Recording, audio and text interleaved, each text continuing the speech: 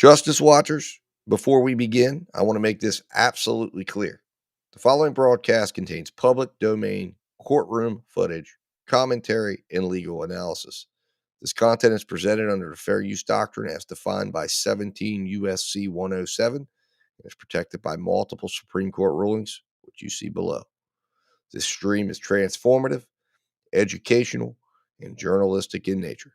It includes original commentary, trial breakdowns, legal interpretation, and critical analysis, not raw redistribution. We do not claim ownership over any public domain footage, and all use is strictly within legal bounds.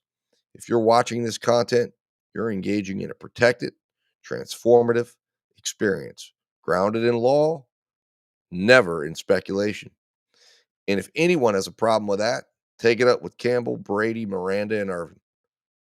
Remember, guys, justice always works better when we watch. So keep watching. See you in the courtroom.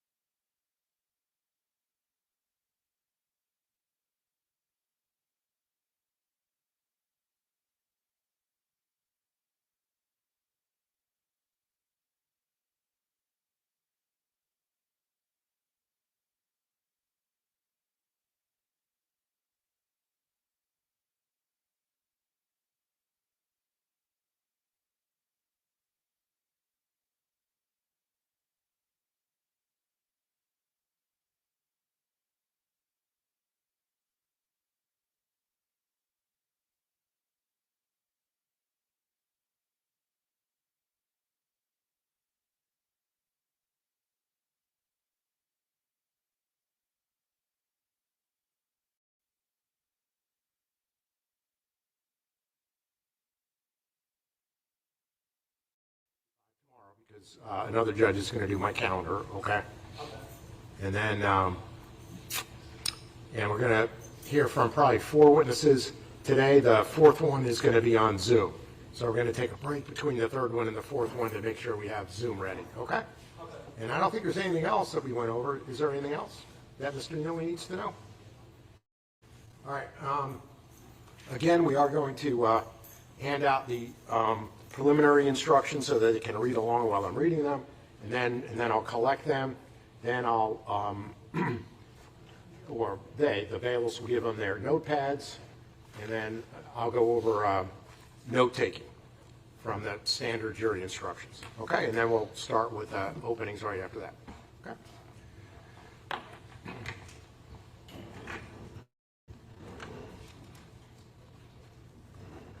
All right, so are we ready for the jury?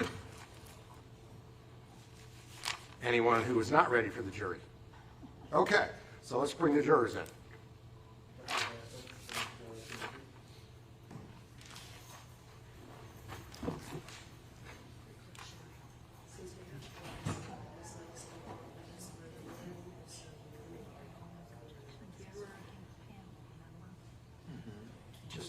swear him in normally. That's all. Just swear him in. If it's a normal No. case.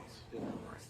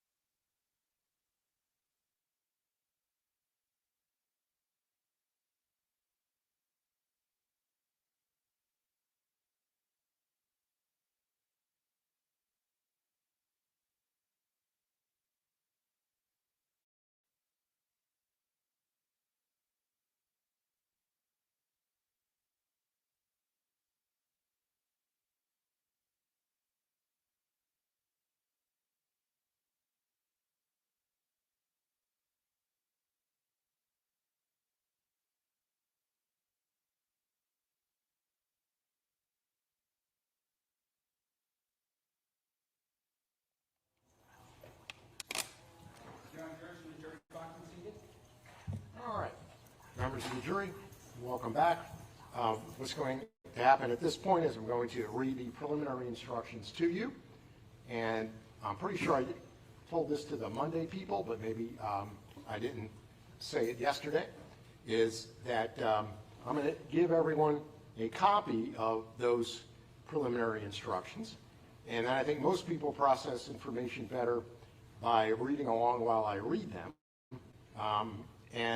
Then I will collect them, or the bailiff will collect them after I read them. If you're the kind of person who processes information better just by listening, that's fine. I think most people process information better if they can read along while I am reading. Okay? And then we'll collect them. Then I'll go over note taking. We'll give you some notepads to take notes if you want to, and I'll go over that instruction. Then we'll have opening statements. The plan, as you know, plans can change, is to put on 4 fairly quick witnesses today. At the end of the third one, we're going to have to take a break to set up a Zoom, because the fourth one's going to be on Zoom, and then we'll end for the day. All right, everybody good with that? All right. All right, go ahead and hand them out.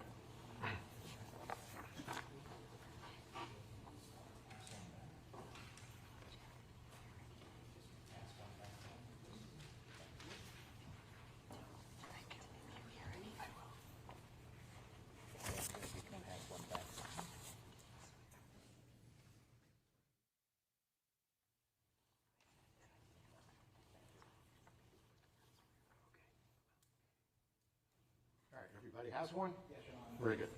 Members of the jury, the defendant entered a plea of guilty to 3 counts of first-degree murder in this case. The only issue before you is to determine the appropriate penalty. The penalty for each of these crimes is either life in prison without the possibility of parole or the death penalty. Before proceeding further, it will be helpful if you understand how this proceeding will be conducted. The attorneys will have an opportunity, if they wish, to make an opening statement.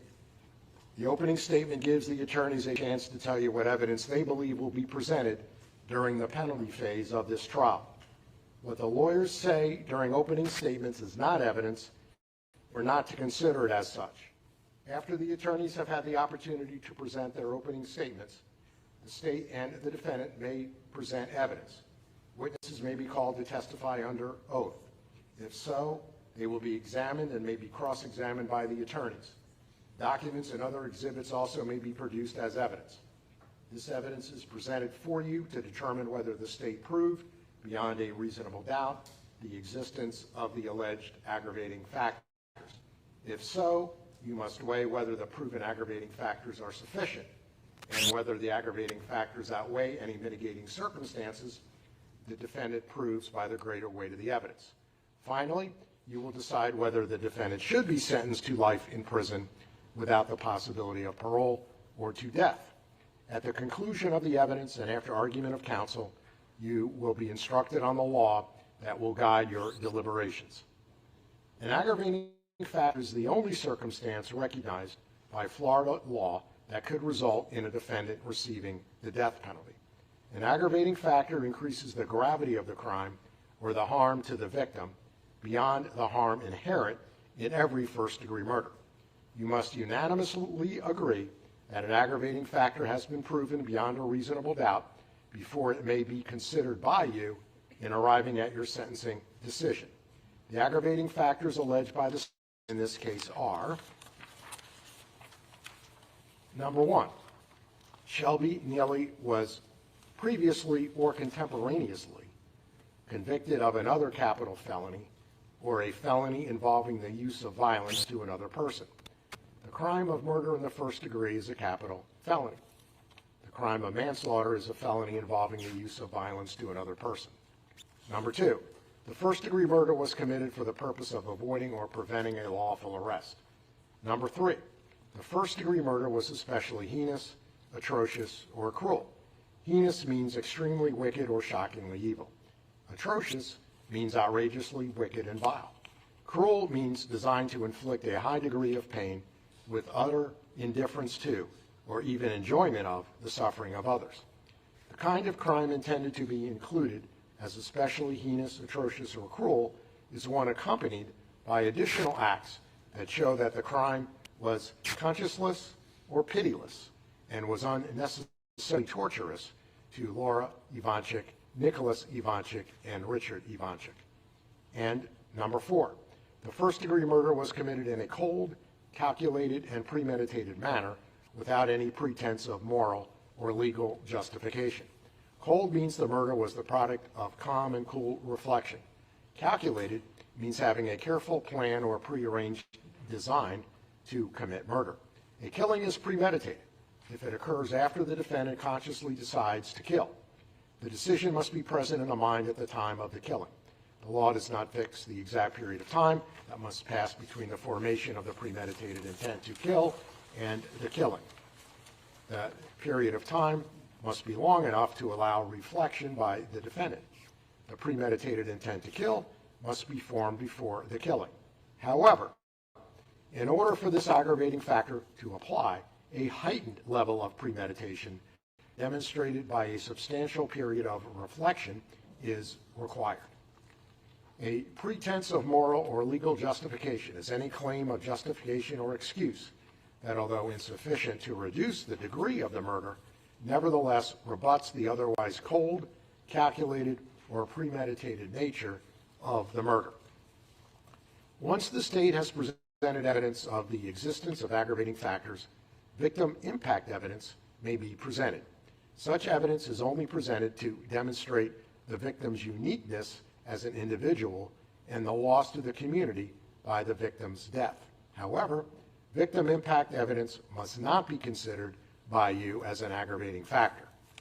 A mitigating circumstance can be anything that might indicate the death penalty is not appropriate for the defendant. It is not limited to the facts surrounding the crime. In other words, a mitigating circumstance may include any aspect of the defendant's character, background, or life, or any circumstance of the offense that may indicate that the death penalty is not an appropriate sentence in this case. Whether a mitigating circumstance has been proven is an individual judgment by each juror. A mitigating circumstance need not be proven beyond a reasonable doubt, but must be proven by the greater weight of the evidence. After the evidence has been presented, the attorneys will have the opportunity to make their closing arguments. Following the closing arguments by the attorneys, the court will instruct you on the law. After the final instructions are given, you will begin your deliberations. You should not form any definite or fixed opinion until you have heard all the evidence, the argument of the lawyers, and my instructions on the law. Until that time, you should not discuss the case among yourselves. Your decision must be based solely on the evidence or lack of evidence and the law. During the penalty phase, the court may take recesses, and you will be permitted to separate and go about your personal affairs. During these recesses, you must not discuss the case with anyone, nor permit anyone to say anything to you or in your presence about the case. If anyone attempts to say anything to you or in your presence about this case, tell him or her that you are on the jury and ask the person to stop. If he or she persists, leave that person at once and immediately report the matter to the bailiff, who will advise me. All cell phones, computers, tablets, or other types of electronic devices must be turned off while you're in the courtroom. Turned off means that the phone or other electronic device is actually off and not in a silent or vibrating mode. You may use these devices during recesses, but even then, you may not use your cell phone or electronic device to find out any information about the case or communicate with anyone about the case or the people involved in the case. Do not take photographs, video recordings, or audio recordings of the proceedings or of your fellow jurors. After each recess, please double check to make sure your cell phone or electronic device is turned off. At the end of the case, while you are deliberating, you must not communicate with anyone outside the jury room. You cannot have in the jury room any cell phones, computers, or other electronic devices. If someone needs to contact you in an emergency, the court can receive messages and deliver them to you without delay. A contact phone number will be provided to you. The penalty phase must be tried by you only on the evidence presented in your presence and in the presence of the defendant, the attorneys, and the judge. Jurors must not conduct any investigation of their own. This includes reading newspapers, watching television, or using a computer, cell phone, the internet, any electronic device, or any other means at all to get information related to this case or the people and places involved in this case.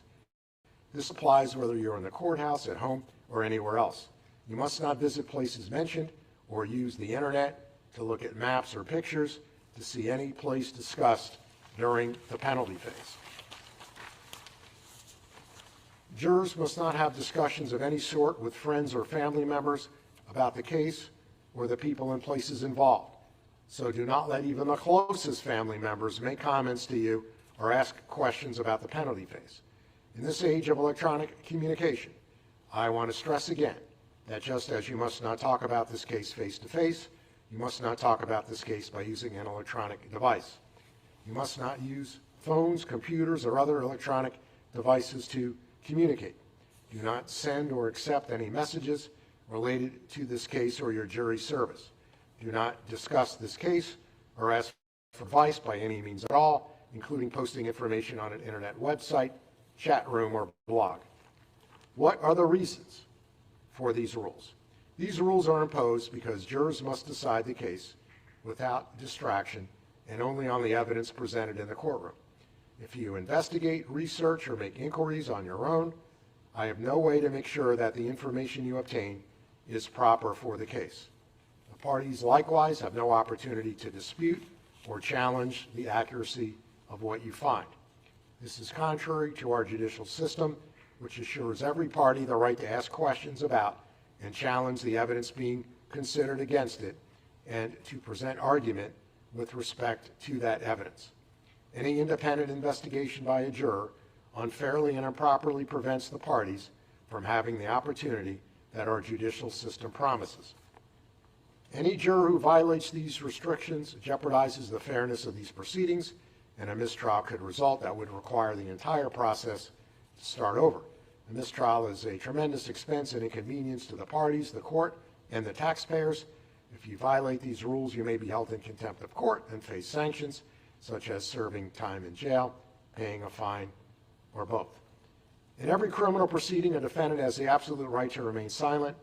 From the exercise of a defendant's right to remain silent, a jury is not permitted to draw any inference regarding the existence of an aggravating factor or inappropriate sentence, and the fact that a defendant did not take the witness stand must not influence your sentencing decision in any manner whatsoever. The attorneys are trained in the rules of evidence and trial procedure, and it is their duty to make all objections they feel are proper. When an objection is made, you should not speculate on the reason why it is made. Likewise, when an objection is sustained or upheld by me, you must not speculate on what might have occurred had the objection not been sustained, nor what a witness might have said had the witness been permitted to answer. It may be necessary to confer with the attorneys out of your hearing to discuss matters that require consideration by me alone. It is impossible to predict when such a conference may be required or how long it will last. When such conferences occur, they will be conducted so as to consume as little of your time as is necessary. All right, so if Deputy Trong can collect the preliminary instructions, I'll put my copy in the court file.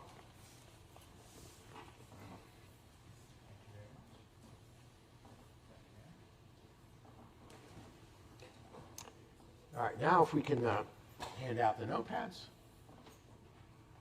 We're keeping Deputy Trong busy.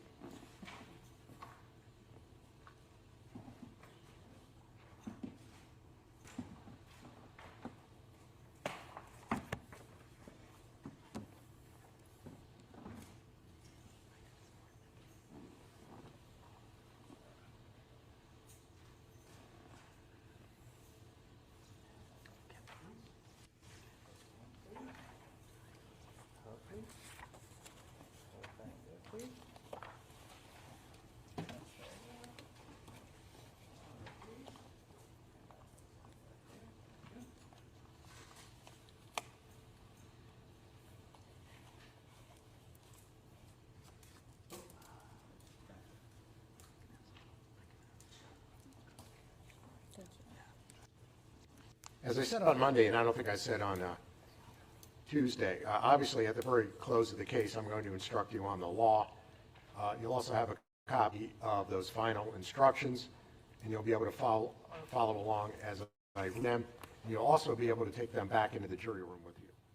So you'll have a copy of those. You'll also have all evidence introduced in the case as well. All right. Every one of you has a notepad and a pen. What I'd like you to do at this point is to write your name nice and big on the very first page. And then if you are going to take notes, start on page 2.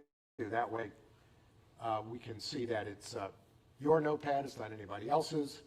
And then no one will read your notes, because the purpose of this is for you to refresh your recollection if you want to take notes. It's not for other people to read your notes.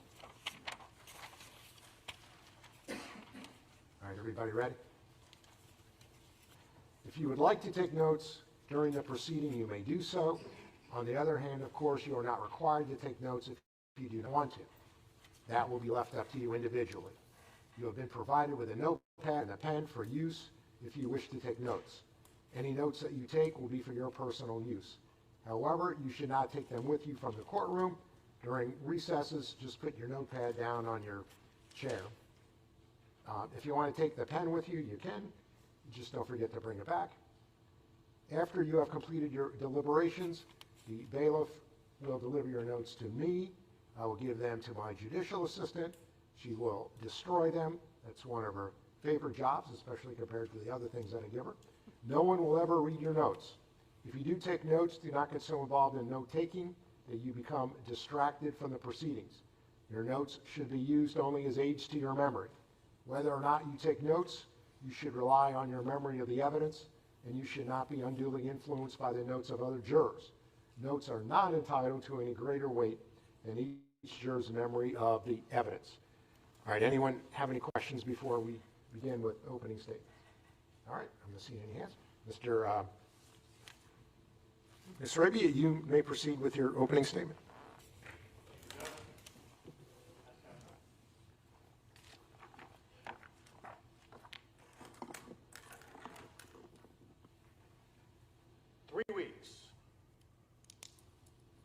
Three weeks.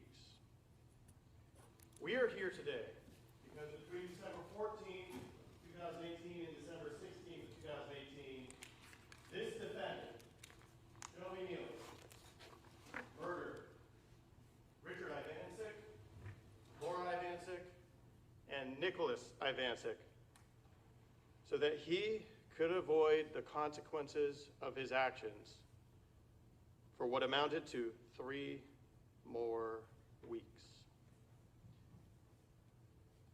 Thank you all for your time and attention thus far. I know it's been a long day, a long process, but opening statement is my opportunity to tell you what I expect the evidence to show. A summary of the story that is going to come, if you will. And the testimony and the evidence in this case is going to transport you outside of this courtroom and into the lives of, and the last days of Richard Ivancic, Laura Ivancic, and Nick Ivancic. The day before, or 2 days before, he was brutally murdered was Richard Ivancic's 71st birthday. You get to hear a little bit about Richard. He was an athlete in high school, married his high school sweetheart, and with her had 4 children. Richard, same name, Renee, Mike, and Mark. They lived in Ohio, and after a number of years, Richard and his first wife separated. Get to the mid-1980s, Richard would eventually meet and marry Laura Ivancic. Laura was 59 in December of 2018 when this defendant brutally murdered her. Laura and Richard had a passion for fostering children. Children who didn't have any other place to go, who needed love and care, if only for a little while. Nicholas and Jamie were the 2 children that, after fostering, they were able to adopt, not providing just a temporary refuge and temporary love and care. Instead, Richard and Laura were there to provide them with permanent love and care.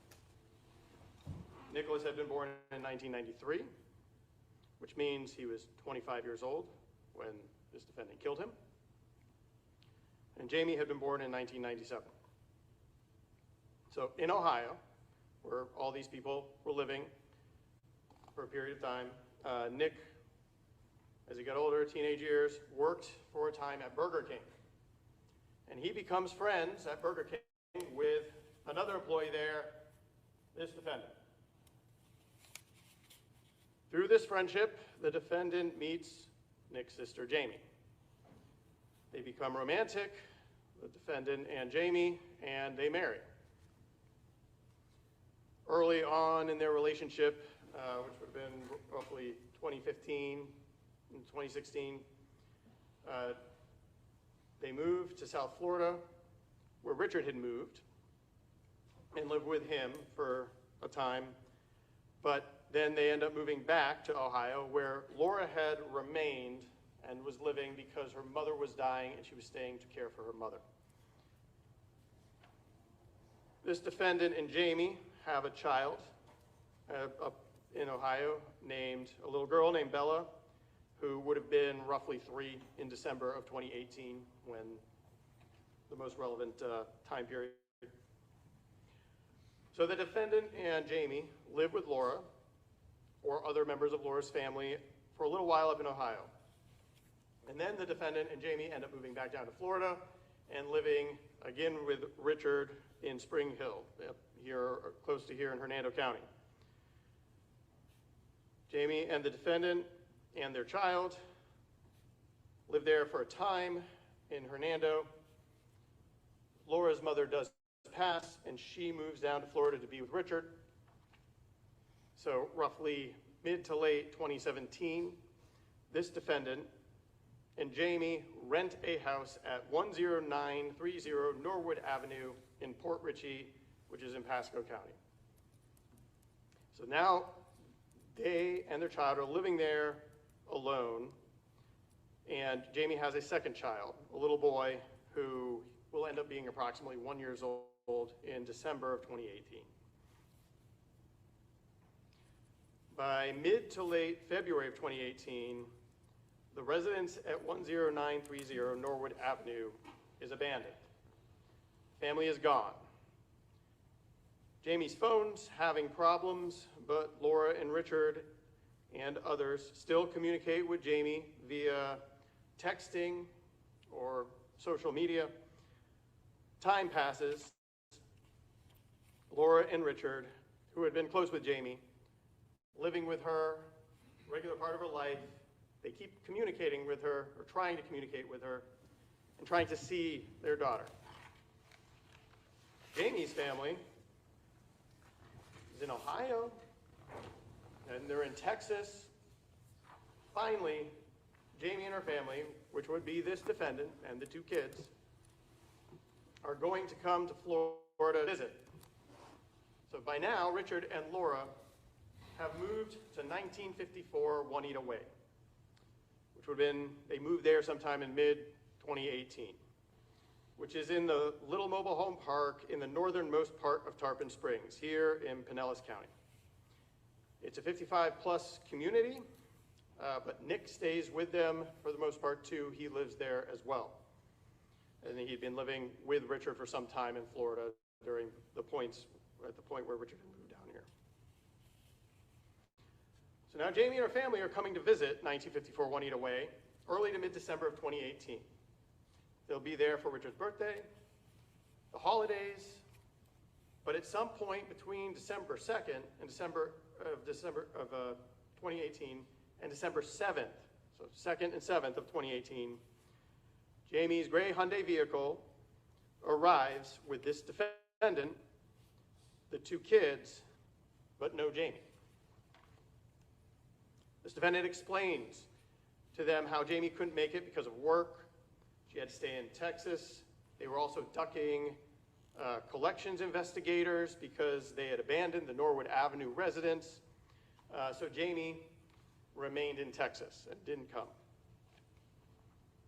So the defendant and his two kids, remember about three and about one, are staying with Richard, Laura, and Nick for at least a week, brings us to December 14th of 2018. So we know on December 14th that Laura goes on a shopping trip. We know it takes her up to State Road 50 in Hernando County. She goes to a CVS, she goes to a Cracker Barrel, she goes to a bank, and then the last place that we know she goes is to a Walgreens on US 19 in Port Richey, which would be on the way back. And that's at 3:45 p.m. in her red 2013 Kia vehicle. So backing up just a bit, the day before, which would be December 13th of 2018, was Richard Ivancic's birthday. Richard, as I mentioned earlier, turned 71. And on that day, he spoke to people on the phone. In particular, his son, Richard, I'm going to call him Rich to distinguish, his son Rich. And that is the last time that anyone outside of the people staying at 1954 Juanita Way will hear from Richard. Because once you hear the evidence and put the pieces together, it will show that Laura goes on that shopping trip. And either during those hours shopping, as the evidence will suggest, or potentially, maybe on the 15th at a shopping, if she's shopping again, definitely no later than the 15th, that Nick is apparently not home as well, possibly working. So Richard is alone, 1954 Juanita Way, with this defendant and the two small children.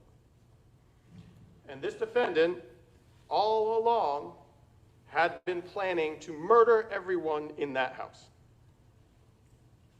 So while Richard is walking in the house, in the dining room area, towards the kitchen, this defendant, armed with a hammer, attacks him.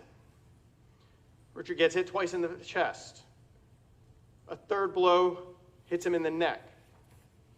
And then he is struck multiple times in the head.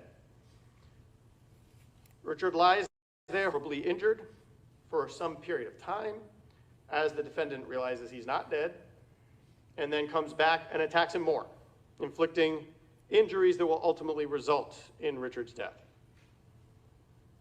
Richard gets hit in the head at least 7 times that can be detected. Because multiple blows are hard to tell. If you're hitting somebody in the same place over and over again, you can't necessarily distinguish it as multiple blows. But there's at least 7 blows to the head. In the nose, in the forehead, in the right eye, in the back of the head. So the defendant leaves Richard there on the floor and waits. He waits for Laura to return so that he can bash Laura's skull in as well. So Laura, as I told you before, we know was at Walgreens in Port Richey at 3:45 p.m. on December 14th, which was a Friday. Given travel time, she's alive until at least 4 p.m. on the 14th. Give or take a few minutes. So she walks into her house, no idea that Richard is lying with his head bashed in, dying on the floor.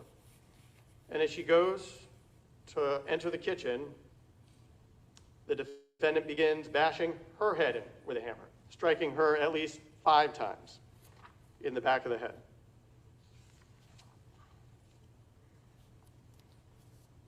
So that leaves Nick. While Nick is away, the defendant begins to hide the evidence of his horrible crimes. Both Laura and Richard are apparently incapacitated on or very near to carpets lying on the floor, the respective rooms that they are in. So the defendant uses the carpet to roll up Laura, drag her down the hallway of this mobile home to the end door, which is the master bedroom, and into the connected master bathroom. He then rolls up Richard in the carpet, drags him down the hall into the master bedroom, and closes the door. He then mops up the floor to ensure that Nick will not suspect the violent fate that his parents have suffered and the violent fate that this defendant has in store for Nick himself. Nick will eventually return home. It is not entirely clear when, sometime between the late afternoon, early evening of December 14th, possibly sometime on December 15th. But remember, Nick was a friend, a good friend of the defendant. They were close. They are close. So the defendant wants to hang out with Nick one last time before he bashes his head in with a hammer. They get pizza. They hang out. They watch TV. They smoke. Nick even leaves to get more marijuana at some point and comes back. At some point, they watch The Grinch. This goes on, and some point between the early morning of December 15th and the early morning of December 16th, Nick is asleep on the couch in the living room, and this defendant is awake. So now it's time to finish what he traveled from Texas to do. The defendant gets the same hammer, comes up to Nick while he's sleeping, and begins bashing him in the head. Nick springs up, and is not quick, like the defendant will later claim he wanted it to be, and there are multiple blows, bashing Nick's forehead in, causing the injuries that will ultimately lead to his death. At least 3, but in the estimate of this defendant, at least 5 to 7 blows. Nick is similarly dragged from the living room on some type of blanket from the couch into his bedroom and left unceremoniously on the floor just inside the door. About 2.5 weeks pass. Christmas comes and goes. Laura's brother-in-law passes away. Richard, Laura, and Nick aren't discovered dead and rotting at 1954 Juanita until New Year's Day of 2019. Multiple family members had tried to contact them between December 14th of 2018 and New Year's of 2019. But as they later found out, this defendant had been answering some texts on Laura's phone as part of his plan in order to throw everybody off, which we did successfully for a time. But on January 1st of 2019, Richard's oldest son, Rich, has been trying to reach his father and has not been able to. He compares notes with other family members, and he's concerned, so he calls law enforcement to do a welfare check so that the law enforcement here can have contact and make sure the people at 1954 Juanita Way are okay. The people were not okay. So Officer Rondos with Tarpon Springs Police Department responds along with other law enforcement officers. It doesn't take long to suspect that this is not the typical welfare check call they get, and that something far more sinister is going on. And it will take more than just a knock on the front door and making contact. So upon arrival, they get there. There's an obvious hole dug in the front yard. It looks like a grave. Dirt piled up on one side. Walking around the mobile home, there are flies visible on the windows, on the inside. And there's the smell. Law enforcement knocks on the door. No one answers. Front door is locked. But there's a sliding glass door that they're able to enter through a porch. And as they enter, it is more and more clear that this is going to be bad. There's a couch just inside the sliding glass door with blood all over it. And the place is just trashed. Garbage all over the floor in the kitchen. Moving into the living room from the kitchen, there's a drop cloth strangely laid out on the floor. And again, trash is lying around. So law enforcement, while announcing themselves, go deeper into the residence, into the hallway that all the bedrooms are off of. They check the first bedroom on the right. A little unkempt, but otherwise normal. Before even opening the next door on the right, they can see, which would be Nick's bedroom, they can see the fluid pooling at the bottom of the doorway. Open the door, and there's Nick, covered with a tarp. Also, paint poured on parts of him. The room is just a disaster. Paint spattered on the walls, egg on the walls, garbage just piled on the bed in the middle, trashed. Down to the next bedroom, the last room on the hall, the master bedroom. Door opens, and there's Richard, partially rolled up in a rug, covered in paint, as if someone had just poured some paint on him, onto his face. Beyond him, into the master bathroom, is Laura, kind of rolled up in a carpet, a red towel on top of her back, some paint poured on her, and the rooms are just ransacked, trashed. Paint flung around on the walls, piled on the bed, just like in Nick's room, drawers emptied, completely trashed. And all three occupants long dead. So now the investigation begins. A search warrant is obtained to search the residence. Initially, at first check, the identities of the bodies were not obvious, especially Nick. And with the investigation, especially one of this magnitude, a lot begins to happen at once. The medical examiner is going to have to come, collect the bodies to do the autopsies, figure out what it was that killed these people. The scene is going to have to be searched and processed for evidence to try and figure out what happened to these people. Who may have done this to these people?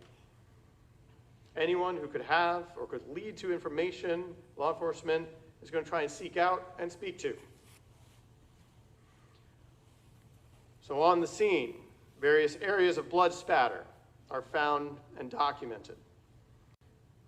Interestingly, several areas of blood spatter on the walls have been painted over with white spray paint.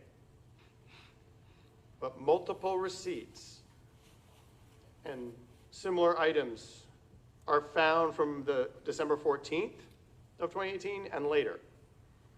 Domino's pizza boxes, McDonald's receipts, notably a receipt from GameStop dated December 16th and a receipt from Home Depot dated December 18th.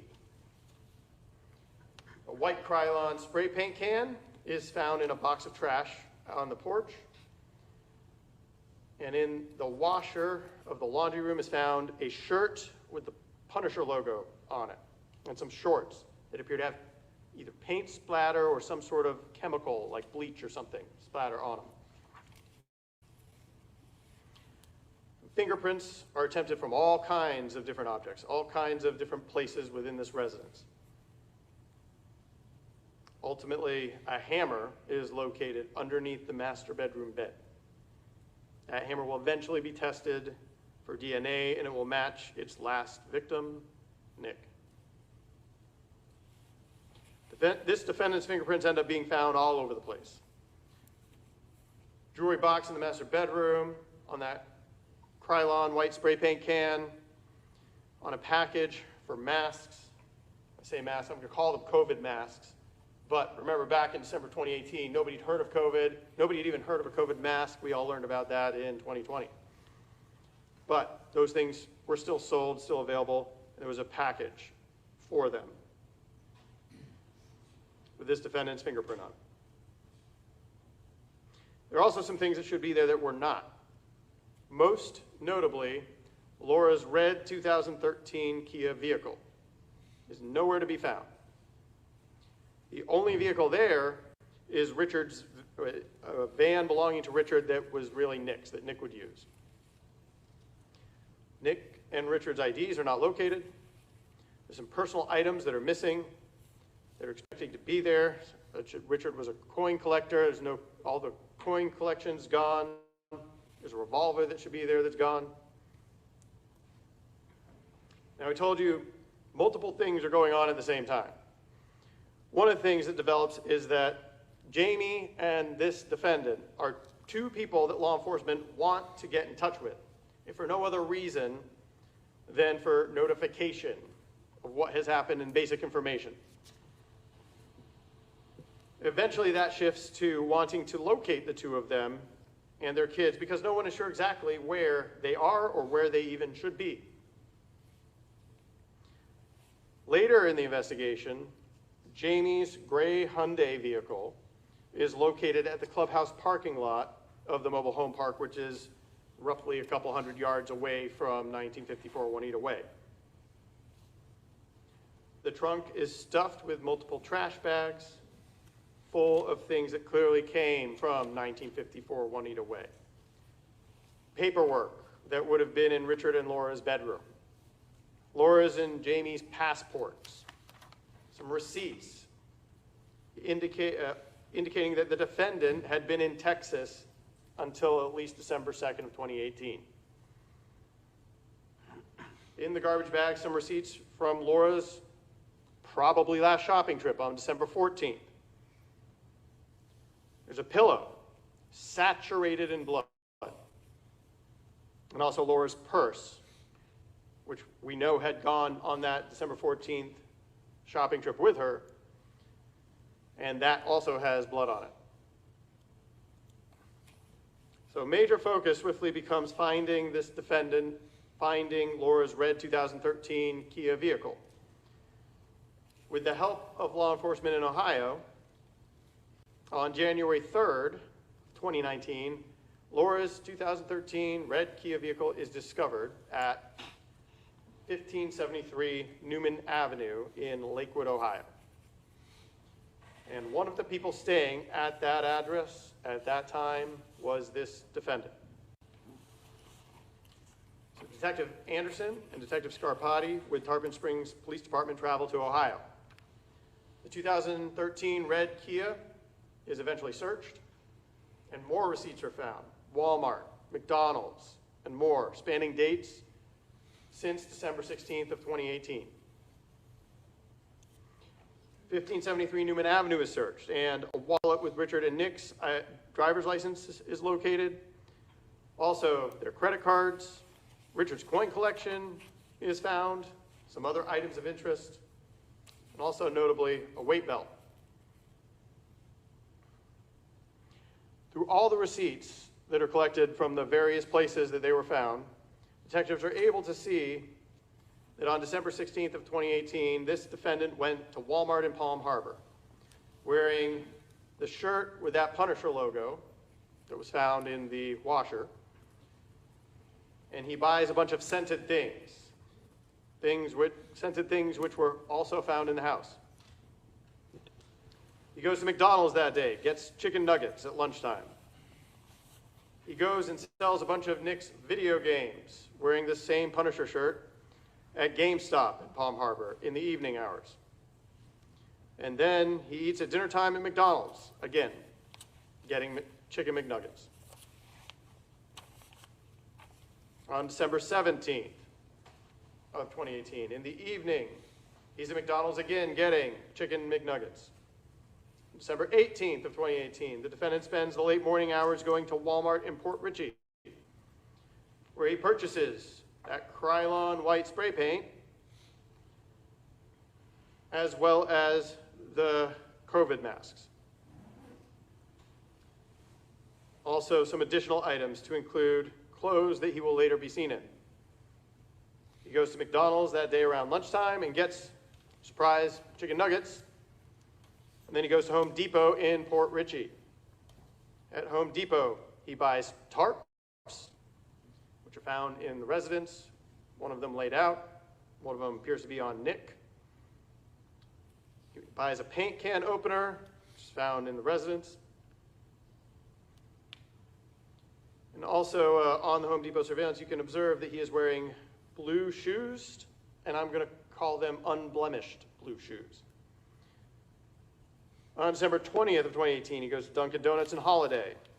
On December 21st, 2018, around lunchtime, he gets chicken nuggets from McDonald's in Port Richey. He then goes to Walmart in Hudson, where notably those blue shoes that were unblemished a couple days earlier now can be seen with paint or bleach splotches on them, consistent with the paint and the chemicals that were poured on the bodies.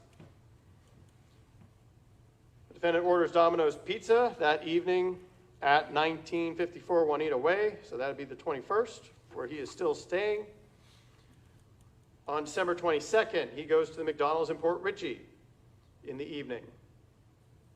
And then on December 23rd of 2018, he leaves 1954 Juanita Way for good. And he leaves, and we track him out of town. He stops at a McDonald's on State Route 54 in Pasco County in Newport Richey at about 2:30 p.m. And then we next pick him up in Macon, Georgia at a McDonald's in the evening hours on his way to Ohio.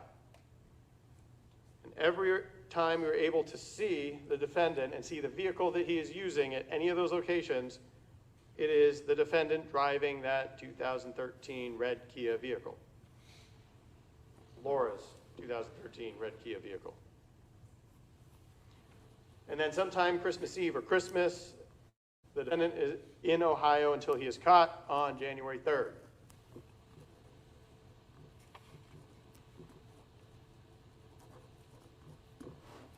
Defendant has, detectives get different records, different communications the defendant makes, and they reveal some of his activities, what he was planning to do as all this is playing out.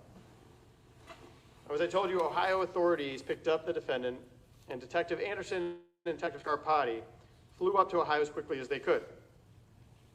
Detective Anderson ends up sitting down with this defendant,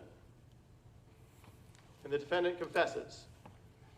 Chillingly, heartlessly, methodically, he describes his version of what he did and to some degree why he did it. One thing he says, though, that no one knew yet, although some had been starting to suspect and likely would have been discovered soon after, is about Jamie. Remember the defendant's wife, Jamie Ivancic, who he lived with at 10930 Norwood Avenue in Port Richey, way back in January, February of 2018. Well, it turns out that Jamie never moved away from Norwood Avenue. The defendant had killed her. According to the defendant, during an argument that turned violent, Jamie had armed herself with a knife. The defendant had disarmed her and then strangled her. And while she was helpless, he bashed her head in with a hammer. At least 12 separate blows, caving in both sides of her head. The defendant had then left her body in the bathtub for a few days while he figured out what to do. In that residence, he had a fenced-in backyard, so some privacy. He dug a hole about 3 feet deep, put Jamie in trash bags, and buried her in that backyard. He then trashed that residence to distract from his crime, pouring paint or other liquids all around the bathroom where her body had been bleeding out, messed the place up, and he and his kids abandoned it. Fleeing first to Ohio and then later to Texas. And since then, the property manager had renovated the residence, rented it out again, and no one had yet thought to excavate the backyard looking for Jamie, who was, as of yet, no one had realized was missing. Because the defendant had then pretended to be Jamie on her phone, texting people, responding to texts, hiding the fact that Jamie was dead and buried in a backyard in Port Richey. It was a plan that was to some degree successful. That continued to be successful until January of 2019. But Jamie's parents had wanted to see her. They wanted to talk to her. They kept trying to communicate with her. And the defendant was afraid that his crime would be discovered. So he decided that he was going to travel from Texas to Tarpon Springs and kill them. He planned to kill them, to take their stuff, and to do the same thing with them that he had apparently succeeded with Jamie. So when he arrives at 1954 Juanita Way, without Jamie, it had nothing to do with having been at work or creditors trying to reach them. It was because she had been dead and buried for 10 months. He arrived to execute his plan that would help him avoid arrest and avoid the consequences of his actions. And execute it he did. I expect the evidence to show that days before starting his Tarpon Springs murder spree, he was planning on taking Laura's car and going back to Ohio. He waited until he could safely crush their skulls with a hammer, one at a time, when he's alone with Richard. I say alone because the two children were very small, but while he was alone with Richard, on December 14th, latest December 15th, he bashes his head in. He describes how he had to go back over and finish the job because initially he thought Richard was dead, but turned out he wasn't. Defendant patiently waits for Laura to return and then bashes her head in with a hammer. He then moves their bodies to the master bathroom, cleans so that Nick won't realize that his parents are both dead in that trailer when he arrives. And of course, the defendant likes Nick. Nick's his friend. Doesn't like him enough not to violently murder him, but likes him enough to hang out with him for probably maybe the entirety of December 15th. And then when Nick is asleep, he swings the hammer at him. Again, Nick was jolted awake, and in the defendant's words, I think the defendant's words are jolted awake, but the defendant is unrelenting, continues to bash Nick's head in for another 6 or 7 times by his own count, until Nick is sufficiently incapacitated, and then he drags Nick's body into the bedroom. So then there's phase 2 of the plan. Remember, bashing Jamie's head in with a hammer and burying her in the yard, trashing the place, worked so well the last time. So the defendant begins the process of burying the bodies in the yard at 1954 Juanita Way and of messing up the crime scene. In so doing, he moves the couches around. He moves the couch that Nick was killed on into a different room to block off the entryway. He goes out to buy that Krylon spray paint. He uses that to spray paint on the walls to try and hide the blood spatter. He gets the tarps from Home Depot, and he gets rope at Home Depot so that he can wrap the bodies up and drag them out to bury them in the yard. He pours paint and chemicals on the bodies to try to help with the smell. He starts digging the hole. But sometime around the afternoon of December 18th or on December 19th, he has to change the plan. He realizes that Richard is too heavy for him to get to the hole, and that he may not have the ability to get the 3 bodies from the house into the yard during the cover of night and into the hole that he has been digging. He still messes up the house, but now his plan changes to he's going to leave the bodies where they are. He's going to go back to Ohio. He's going to work out, exercise, bulk up. Remember that weight belt I told you about?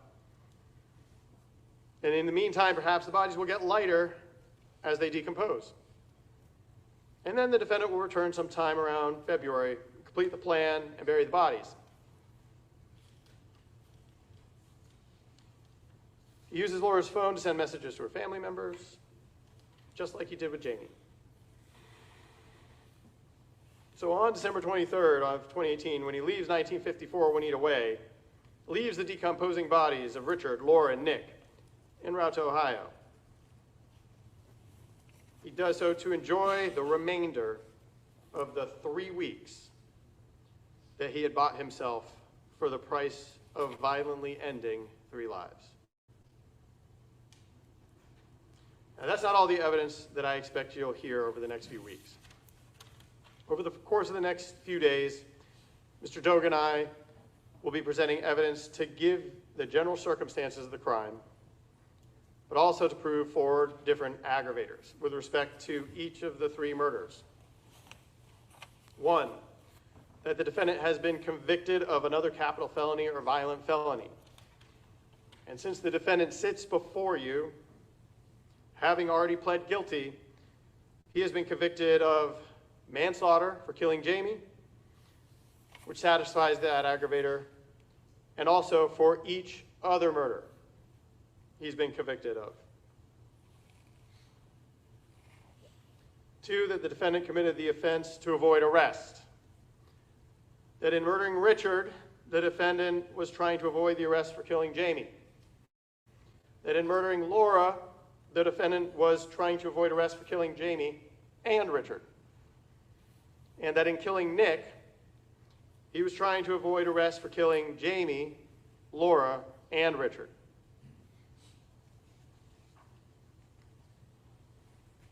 3, that the way the defendant committed each murder was cold, calculated, and premeditated, based on the plan he made and the manner in which he set out to destroy the remaining members of this family. And 4, that the murder of Richard and Nicholas was especially heinous, atrocious, and cruel. And then, the conclusion of the evidence, we will ask you to weigh those aggravating factors against any mitigation that may be presented, and then find that the aggravating factors outweigh the mitigation, and that this defendant should be put to death by the state of Florida. Thank you. Thank you, Mr. Sarabia. Ms. Aliva, you may proceed with your opening statement. Judge, I will reserve my opening statement. All right. Thank you. State, please call your first witness.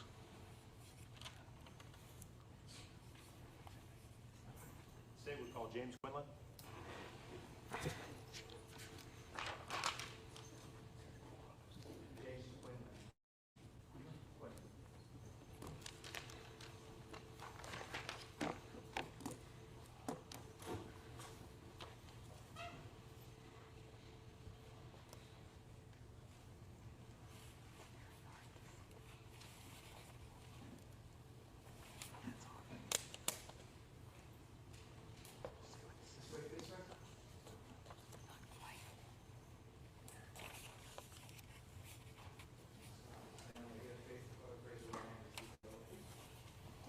swear or affirm to tell the truth, the whole truth, and nothing but the truth? I do. Please wait, please, sir.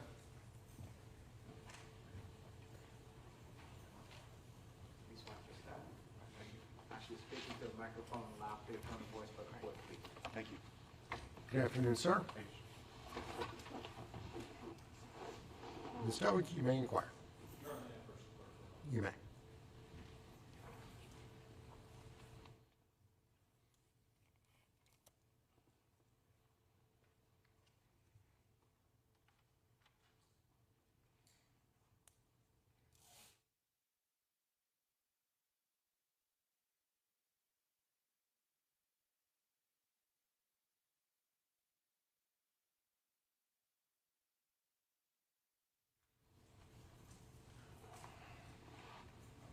Good afternoon, sir. Good afternoon.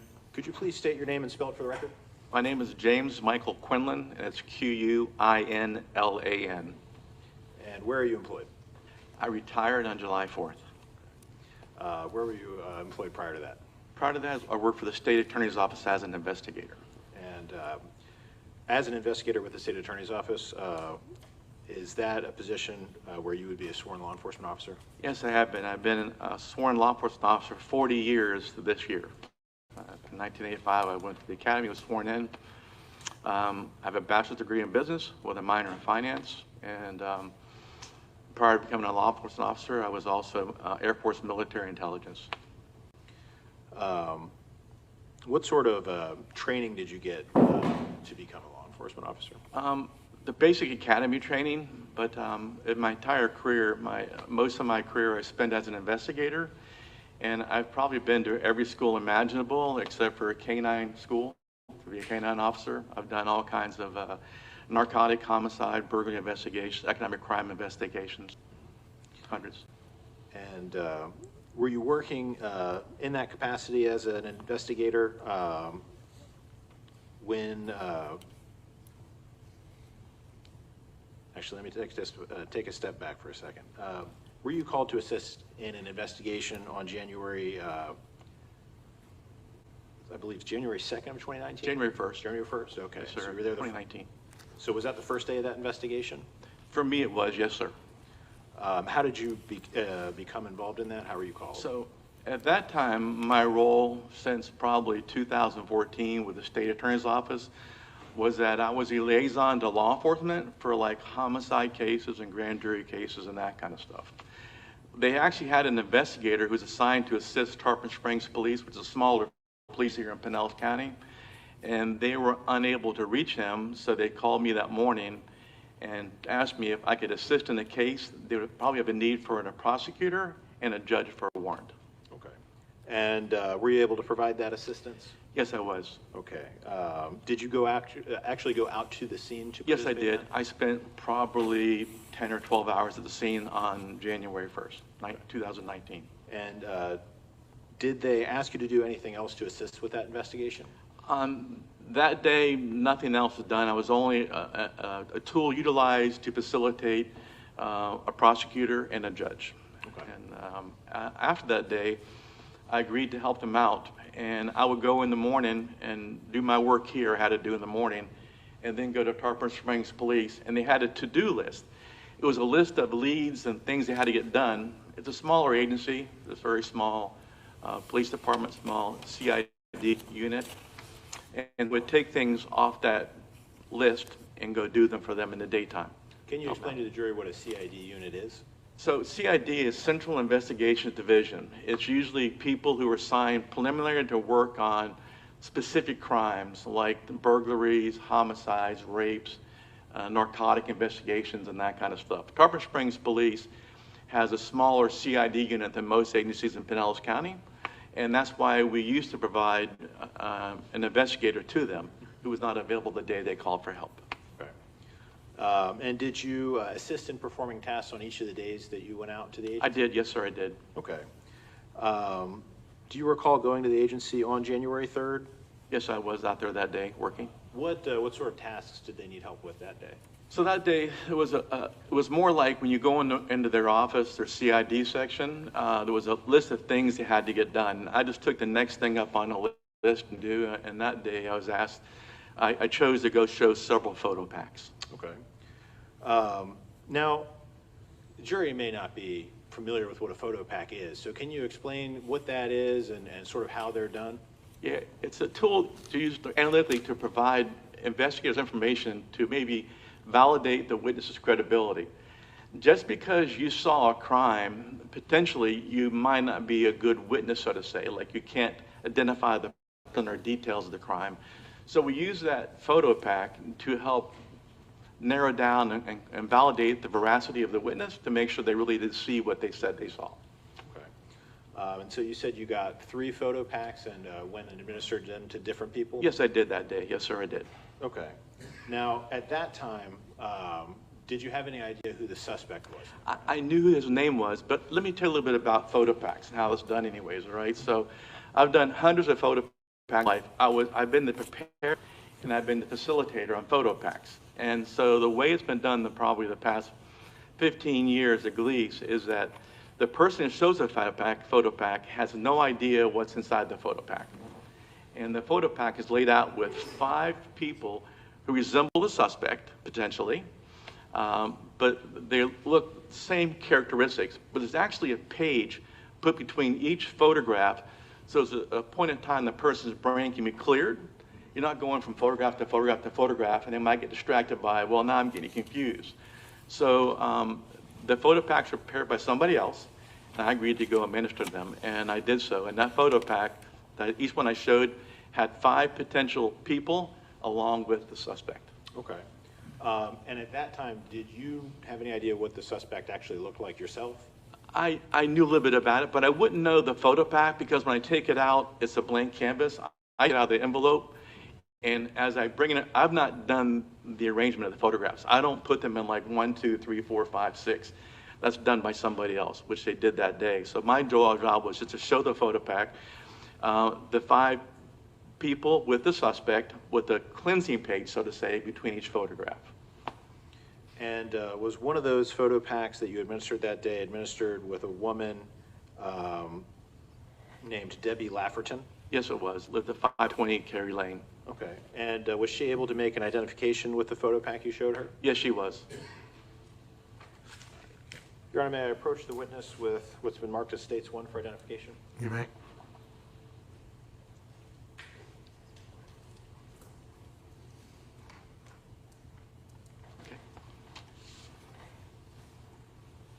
Mr. Quinlan, do you recognize that?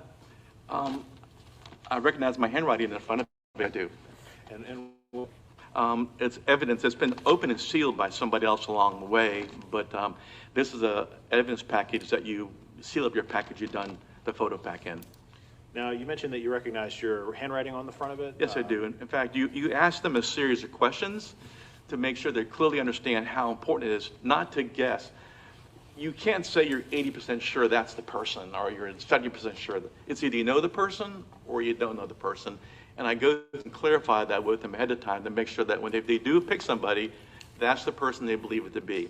Now, of course, sometimes a person may know about the crime or the inference of the crime, but they really can't identify that person. They'll say, I can't pick him out or pick her out, whatever it might be, which is very normal. In fact, it happens more often than not. And Mr. Quinlan, can you open that package up and take a look at the photo pack?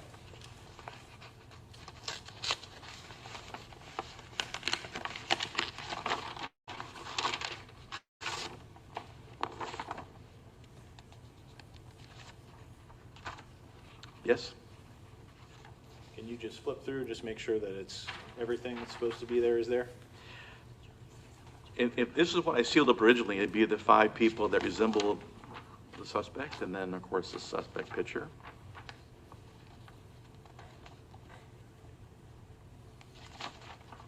And yes, the one pager that was, Miss Lafferton said this was the suspect that looked at the person that did the crime. How did she mark that on that page? She might have marked something else. What I have here is my own handwriting on this page right here. Okay. It was at 5:36 p.m. on January 3rd. And they're people who all resemble potential Your Honor, suspects. we would stipulate to the admission of this. All right, so it's admitted State's Exhibit number 1, I would assume. Yes, Your Honor. All right, very good. I bring it to the court, Your Honor. You may.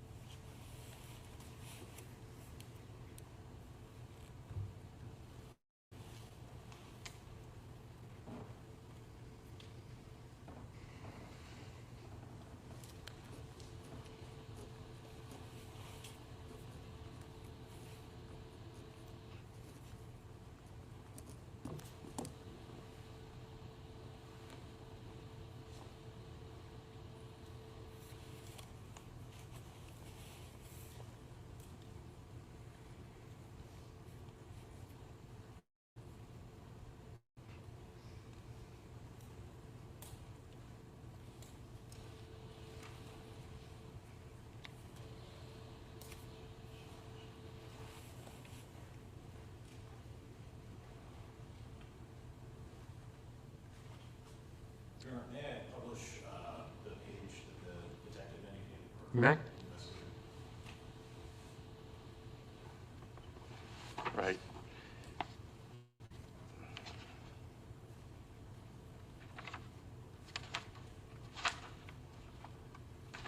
Page number 4. I might also like to say is that the pages that separate that are not included in that pack today. Okay. The blank pages. Did Ms. Lafferty indicate what she was identifying him as doing? That identification? She had told me that he was seen at the residence. For the record, I'm showing paperwork from stage 1 to the jury this time.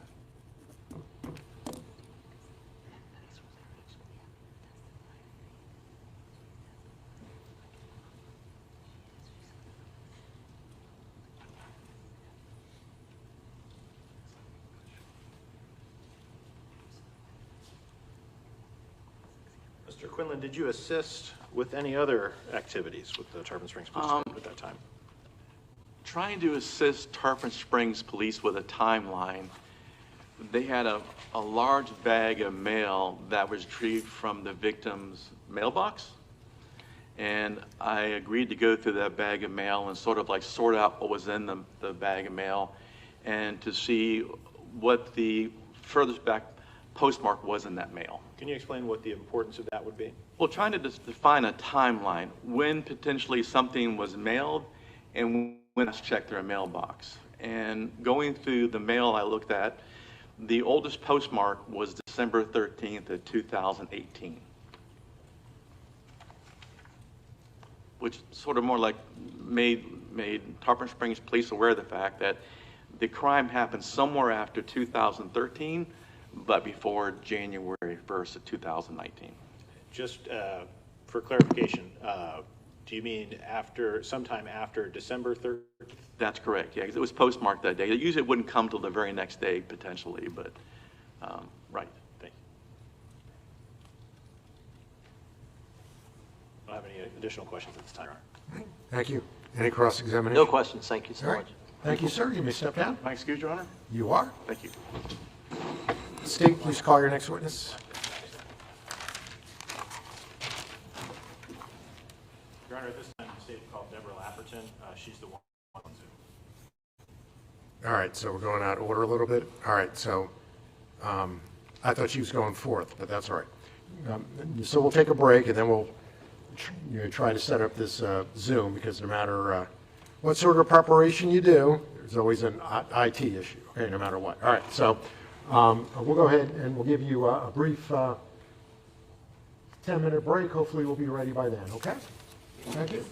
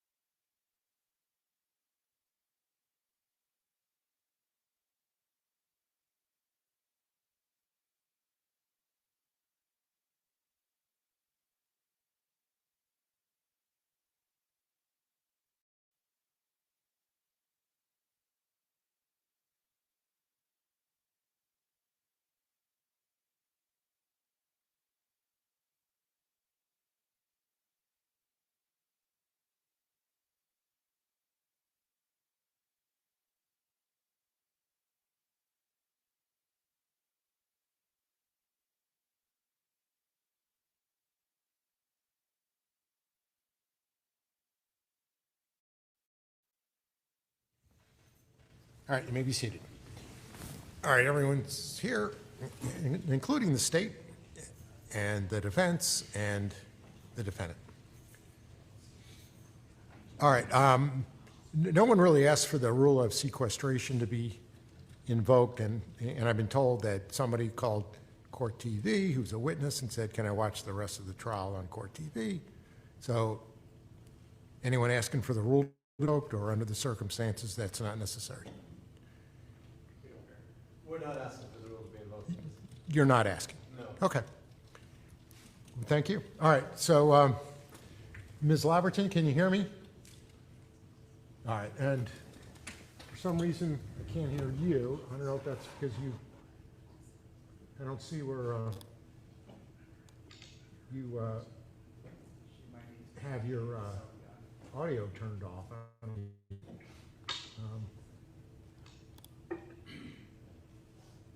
Mine's on. All right, there you go. Okay. Okay, so I turned up the volume there. Okay, thank you. I'm just getting so good at this. Okay, so are we ready to bring the jury back in? We are. All right.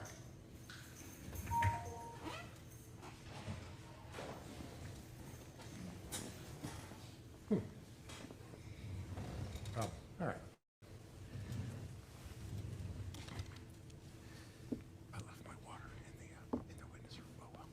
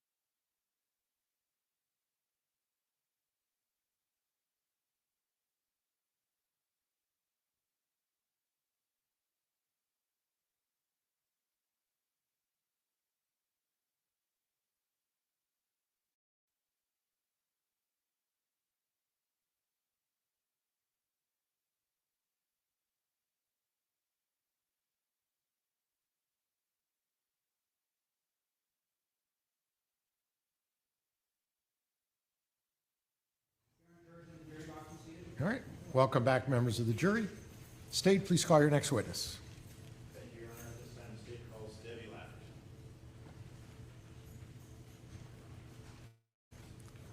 Good afternoon, ma'am. Hello. You may inquire. Mr. Dilley?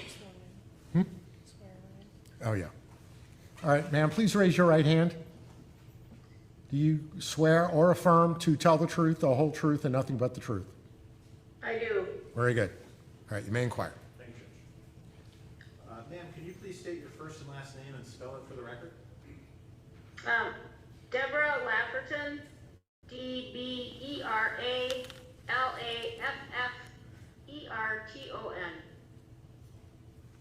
Ma'am, are you currently retired? Yes, And how long have you been retired? since April 18th of 2025. And what did you do before that? I'm an RN, and I was working from home, from my home in Tarpon Springs, Perry Lane. I was working, doing utilization review for HCA Corporation. About how long did you do that? 7 years. Okay. And so, did you start doing that in 2018 then? Yes, July 2nd, 2018. And where do you I've reside? been a nurse for 45 years, but I'm sorry. No problem. Where do you currently reside? Currently, I'm living in Oshkosh, Wisconsin, And how long have you lived there? since April 27th of this Okay. year, 2025. And where did you live before that? 520 Cary Lane, Tarpon Springs. And did you live at that Tarpon Springs address in December 2018? Yes, I did. How long did you live at that address total? I moved in May of 2018, so, I don't know, 7 months. May, June, July, August. Do you recall the people who lived on the corner near the mailboxes in your neighborhood at 1954 Juanita Way? Yes, How did you know them? They had purchased the house and they had moved in, not quite sure when, I know it was 2018 probably. And she had a pair of kissing Dutch people statues, and I had asked her when she was out in her yard if I could have those, and then she said yes, and so I gave them Christmas cookies, and she and I met at the mailbox and talked briefly. So I knew them in passing. Okay. Did you see her around the neighborhood fairly often? Really just going to the mailbox. She and her husband weren't much for the pool or being out and about, walking their dogs. I did see her walking the dogs. Okay. Now, did there come a time in December of 2018 where you stopped seeing her walk the dogs?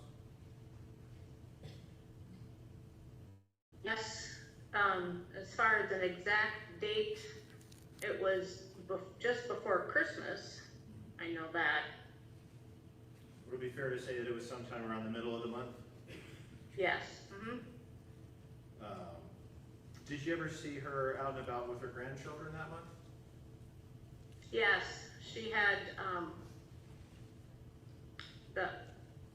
I think I was told that they were 3 years old and 2 years old, and her grandchildren were visiting, and they would walk with her, walking the dogs.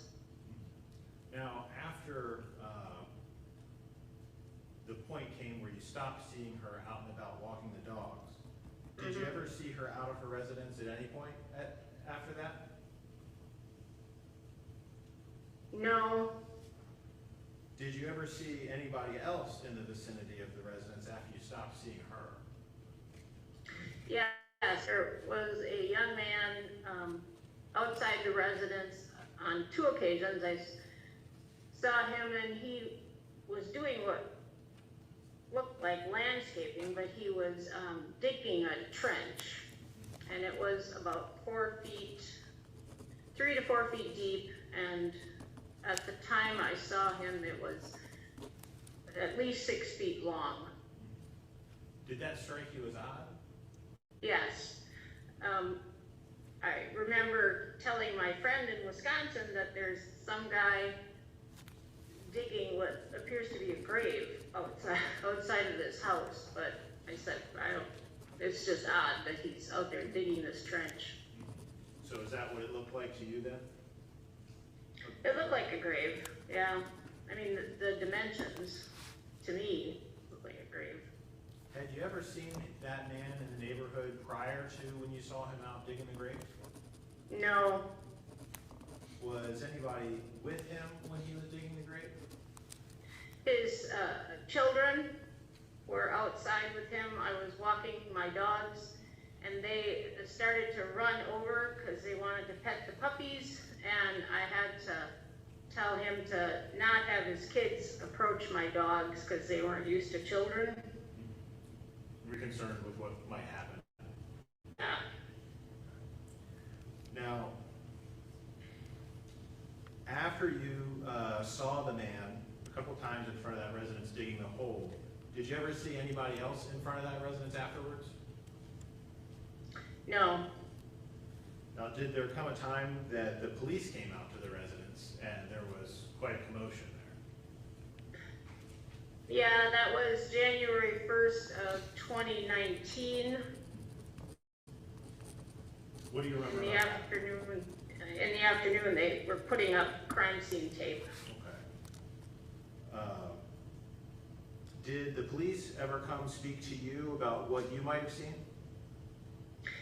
Yes, during the first couple weeks of January, there was a meeting at the clubhouse by the police, and the detectives asked if you had seen anything, no matter how small, please come forward. So I talked to the detective, and then they did send a detective to my house to take my statement. Okay. And did you tell them what you had seen at that time? Yes. Did they subsequently send an investigator out named James Quinlan to show you what was called a photo pack? Yes. Were you able to take a look at that photo pack at that time? Yes, he showed them to me one at a time. And when you looked at that photo pack, did you identify the person you had seen digging that grave in front of the residence in that photo pack? Yes.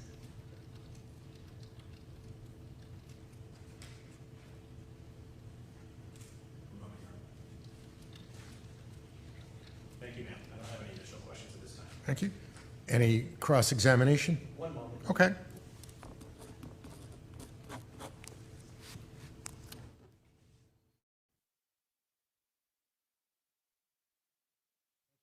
Appreciate it. Thank you.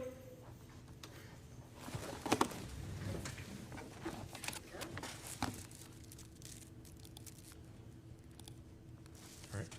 State, please call your next witness. I'm safe to call Donna Godson.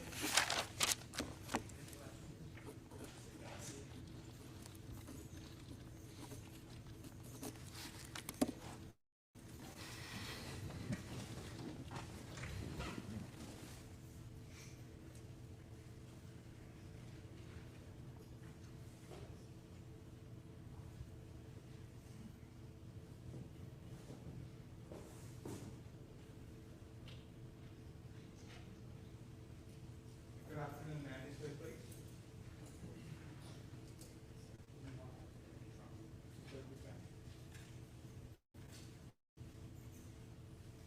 Step up and forward, please. Stand right here. Face the clerk. Raise your right hand. Receive the oath. Do you solemnly swear or affirm to tell the truth, the whole truth, and nothing but the truth? This way, please, ma'am.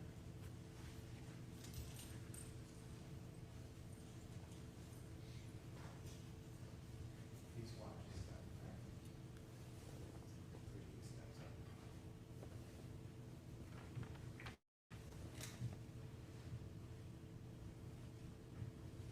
Now, as you're speaking to that microphone, loud, clear tone of voice for the court, please, all right? Thank you. Thank you. Good afternoon, ma'am. Mr.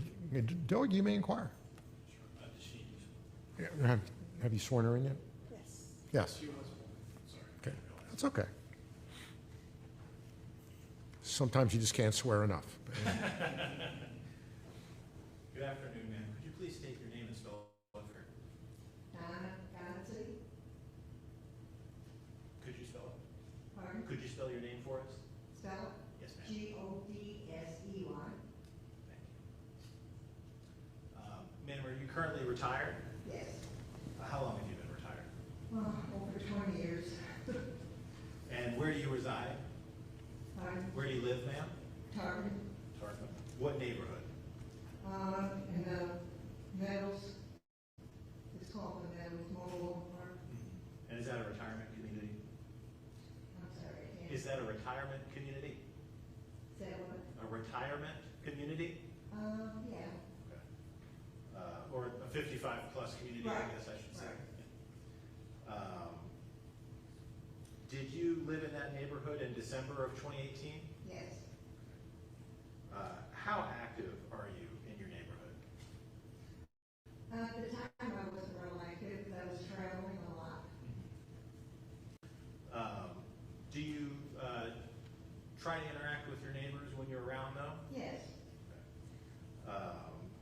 try to keep in touch with them, speak to them, and things of that nature? Yes. In fact, when this case got set for trial and subpoenas went out, did you actually go check on your neighbors to see if they got subpoenas? Yes. Okay. So you try on top of things, it seems, right? And have you always more or less been that way? And what? Have you always been that way, that sort of neighbor? Well, yeah. I mean, 'cause all the neighbors around me are the ones that pretty much knew everything going on. Do you recall the people that lived on the corner near the mailboxes at 1954 Juanita Way? Mm-hmm. Yes. Did you know the people that lived there? Briefly. I don't think they've been there too long. Can you tell us what you did know about them or how you knew them? Well, the husband, I saw him, I never really talked to him, and the lady, I had talked to her maybe twice. So I saw her walking her dog some, but that's about all. Okay. About how old did they seem to you? I think he looked like he was in his 70s, and she was maybe 10 years younger. And you said you saw her out and about the neighborhood a little more than him? Yes. Did you ever speak with her? Twice. Did you speak with her at all in December of 2018? Yeah, it was around then. Did she say anything about what was going on in her life at the time? No.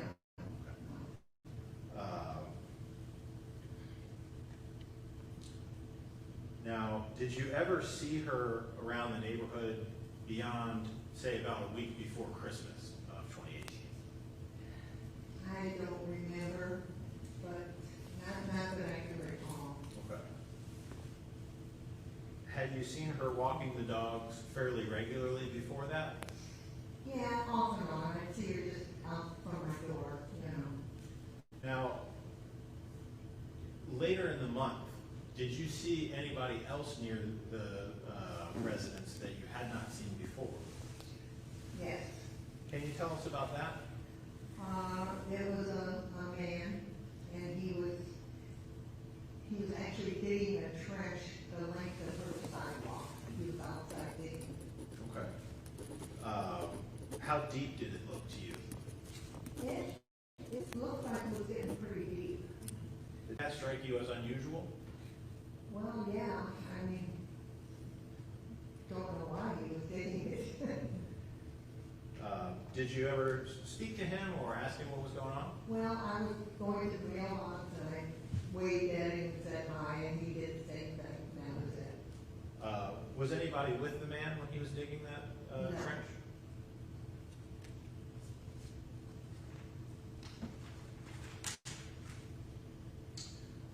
Now, eventually, there ended up being police out in the neighborhood to look into what had happened at 1954 Juanita Way. Were you in the neighborhood when that all happened?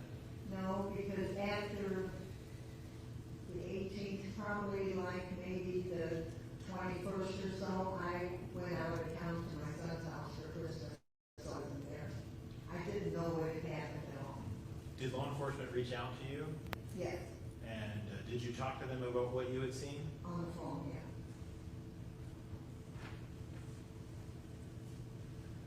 I don't have any additional questions this time. Thank you, ma'am. Thank you. No questions. Thank you. All right. Thank you, ma'am. You may step down. Done, thank you. You're done.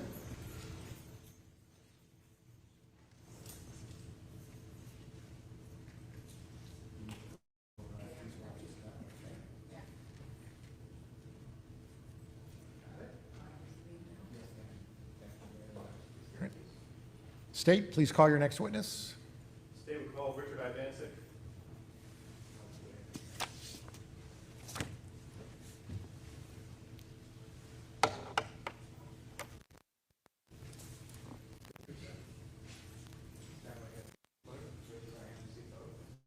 Do you solemnly swear or affirm to tell the truth, the whole truth, and nothing but the truth?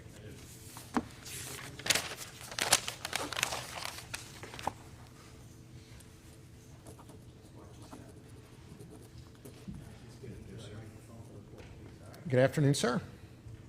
Mr. Sorby, you may inquire. Judge, could you please introduce yourself to the jury? Yes, my name is Richard Ivancic Jr. Richard Lewis Ivancic Jr. It's I-V-A-N-C-I-C last name. I'm the oldest son. All right, well, we're going to get there. Mr. Ivancic, how old are you? I'm 59 years old. And you don't have to give me the exact address, but what area do you live in? I live in West Palm Beach, Florida, the other side of the state. And how long have you been down there? Over 30 years. Yeah, well, I want to ask you about some people. Did you know someone else by the name of Richard Ivancic? Yes, my father. Okay. And do you know date of birth? Yes, December 13th, 1947. Okay, now, whereabouts were you born? What area of the country? Cleveland, Ohio. And what's your mother's name? First name? Janet. Now, your mother, Janet, was she married to your father? She was. They were high school sweethearts. And where did you all live when you were young? West side of Cleveland, pretty much all side of Cleveland. Ohio people? Ohio people. It's all Ohio to me. Very good Midwestern people. And do you have any brothers with the same mother, Janet? Yes. Or any sisters? One is here today, Mark, my youngest brother. Mike is the third oldest, and then my sister Renee is here today as well. There's actually 4 of us within a matter of 6 years. Okay. So very close in age. So, do you know Laura Ivancic? Yes.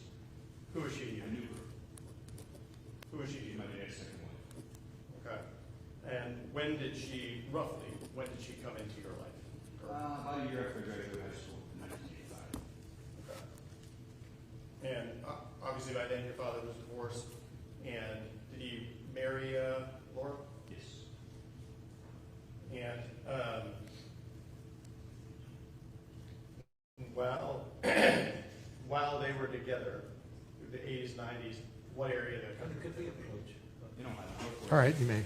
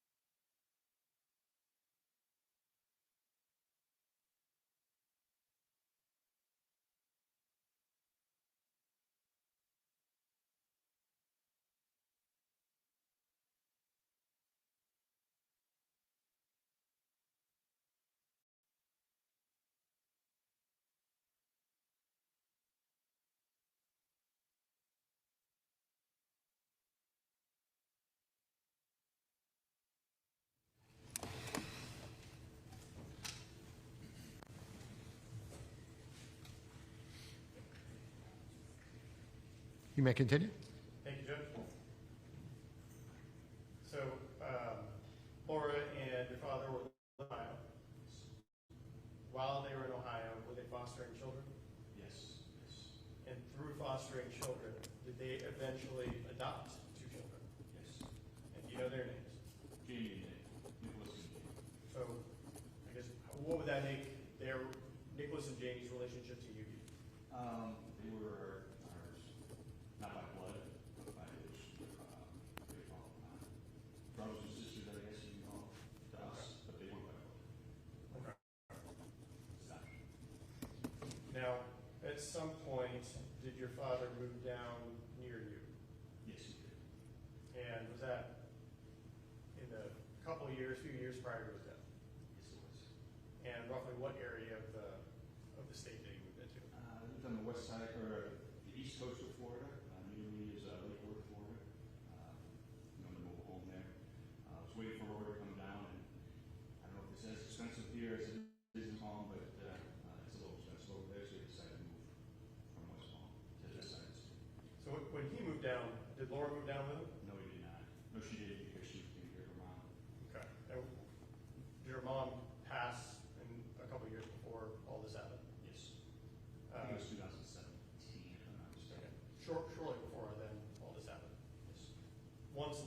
mother passed and she moved down with Richard? That was the plan, yes. Okay. Backing up a little bit, did Nick also move to Florida and live with Richard during a period of time? Yes, he felt it was better to try to join his dad because of employment opportunities. Okay. And were you aware, did your father and Laura and Nick at some point move to 1954 Juanita Way in Tarpon Springs? Yes, yes. Was that roughly middle of 2018? Had you been to that residence ever before all this happened? Yes, I had. I was there once before, or shortly after they moved in. I couldn't help them move because I travel a lot, so they moved in and he wanted to come over and see it. I happened to be there at a cigar event, so I popped in. Okay. I mean, Tampa, popped in to see it. It's a nice community. All right. Exactly what you need. Let me ask you this. In terms of Laura and Richard, did they keep a clean house or did they leave a line around all over the place? It's funny you ask me that. My dad is very anal retentive. Okay? He's an engineer, or he was an engineer, so he likes things very organized, very neat, very tidy. Okay. So would it be unusual to see receipts and things lying around the house, trash on the floor, or Absolutely. walls messed up, Absolutely. couches across doorways? Very unusual. Okay. So would you talk to your father on the phone, text with him, those types of things? Yes. Every now and then see him? At least every week or so, we check in. I would probably call him or text him if I was traveling to a unique location because he likes cigars as well. I would share cigars with him. I'm in that business, so that's how we connected at a later age. Okay. Do you recall his 71st birthday? December 13th of 2018. Did you have any contact with him on that day? I did call him. I called him on 13th to wish him happy birthday. I think it was later in the day. I think it was during the week. I think I might have been traveling before the holidays. And we were kidding or joking because he was excited that his grandkids were coming. I have two kids myself that are about the same age as his two kids. And girls, they live out of state. And I was trying to see them for Christmas. So we were sort of joking about that on his birthday. Okay. And you were going to visit your children who recently had grandchildren? Yes. It was my first and only granddaughter. It was the first Christmas, so I wanted to be there for Christmas. So. Were you talking to your father about that because this would have been his great grandchild? I was. And he would comment back that he was going to have his grandkids come and visit too, with Jamie and the defendant. Now, in that discussion, did you discuss that when you got to North Carolina, South Carolina? South Carolina. South Carolina, that you would be communicating with him and sending him photographs and things of that nature because of the Yeah, he loved receiving pictures, especially like I said, I travel a lot. I send him pictures of a lot of places I go to. So he wanted to see some pictures of his great grandchildren. And when you would send him photographs and things like that, would he normally say something about it? I would always see some kind of response. It could be a like on the picture, it could be something about the picture. I would always see some kind of response, yes. So would it be unusual if you sent him photographs of the new great grandchild and then get no response? Very unusual, yes. Okay.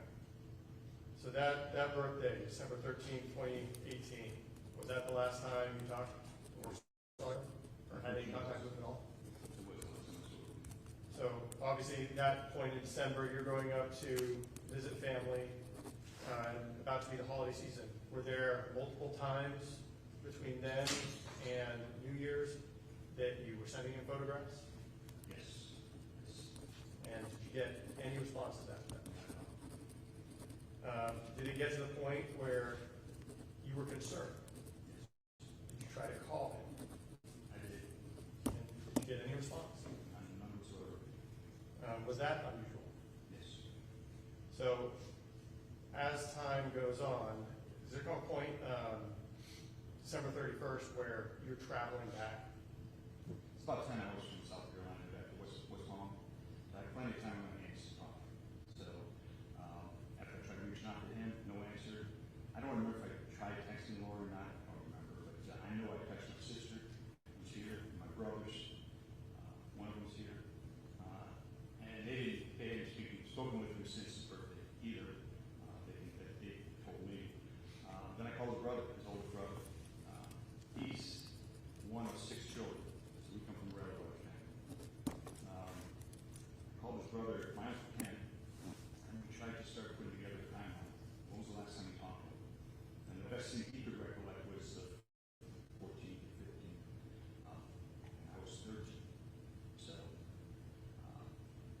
that was the end of that day. I got home and I went to bed and woke up the next morning and said, something's just not seeming right. Okay?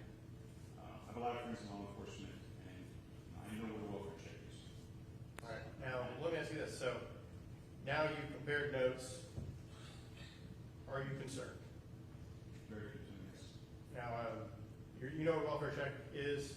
Have you ever called in a welfare check before? No, never. Is that something that you just like, hey, I haven't talked to somebody, I think I'm going to call the police and have them check? No, I talked to a couple of friends of mine, just to say, what can I do? I mean, besides driving over here, which is 4.5 away, it'll be fine. They suggested do a welfare check. I thought about it, I said, that's a good idea. Okay. So when did you place that call? Tuesday. So January 1st of 2019? Okay. And when you called, were you put in contact with Tarpon Springs Police Department? Yes. And did you provide them some information and why you were calling and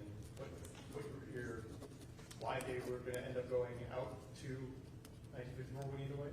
Yes, I will. I gave them the address, told what my concern was about the picture, not getting back from them. The officer said he would call me on the way there, and she did. When I hadn't heard anything for quite some time, I became very concerned. Something had happened. Was there in having the officer go out and do the welfare check, were you hoping to hear back from the officer pretty quickly? Yeah, it was. And in fact, did you get upset when you hadn't heard from him in hours? Yes. And then did you try to get more information about why hadn't you heard? Well, yes, I did. I didn't have any information back, so I know quite a few people in this side of the state. She called a bunch of friends and asked them to go up. One of them called back and told me they. Say your honor. Sustained. So, eventually, did you get in contact with law enforcement? I did. And at that point, did they give you some of the information about what had happened? Yes. Judge Bainbone? You may.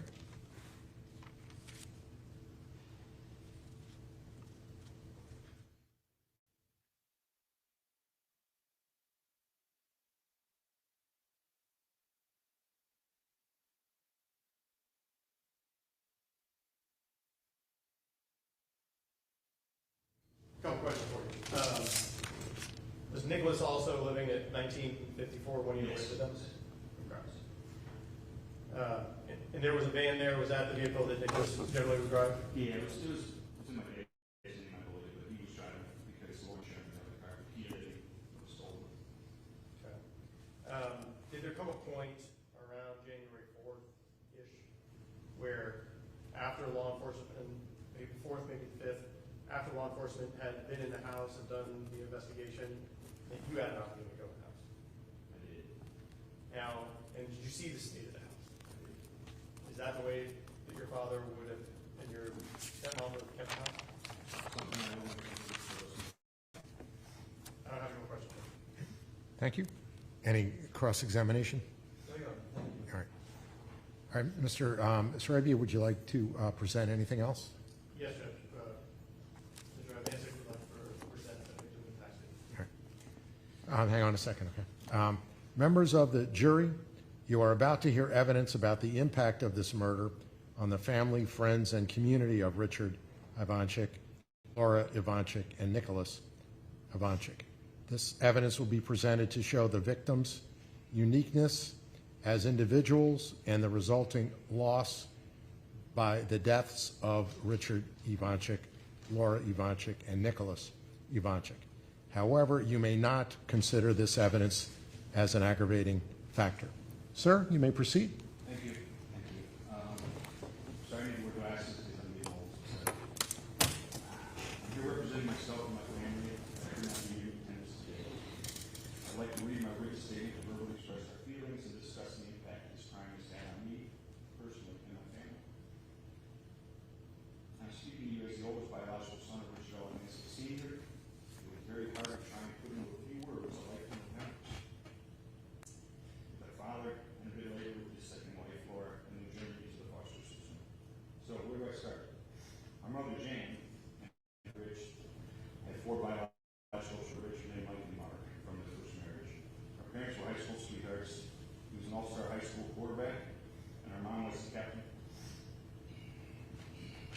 captain of the cheerleading squad at West Tech High School in Cleveland. He was quite an athlete. He had offers to play for college ball, that is until they had me. During his senior year in high school in 1965 and 1966. They were raising 4 kids by the age of 24 and were married for 14 years. But, of course, as they were childhood sweethearts, known each other since 7th grade, so just about over 20 years.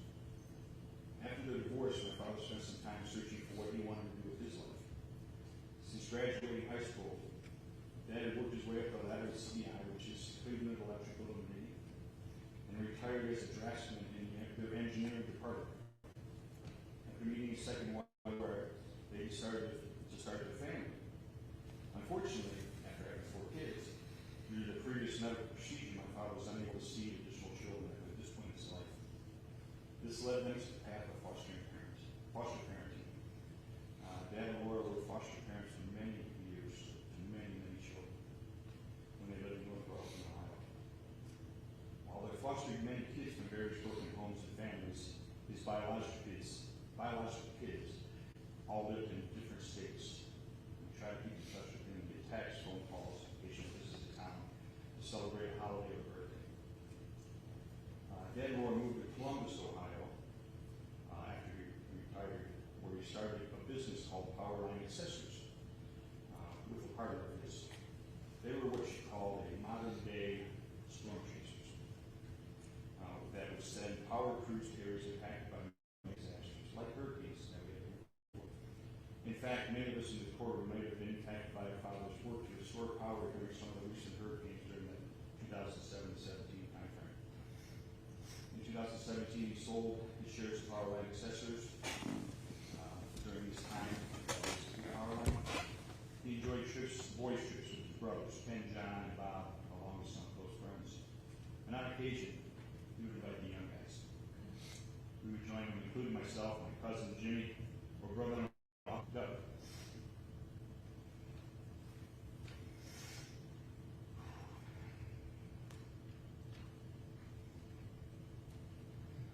I'm sorry.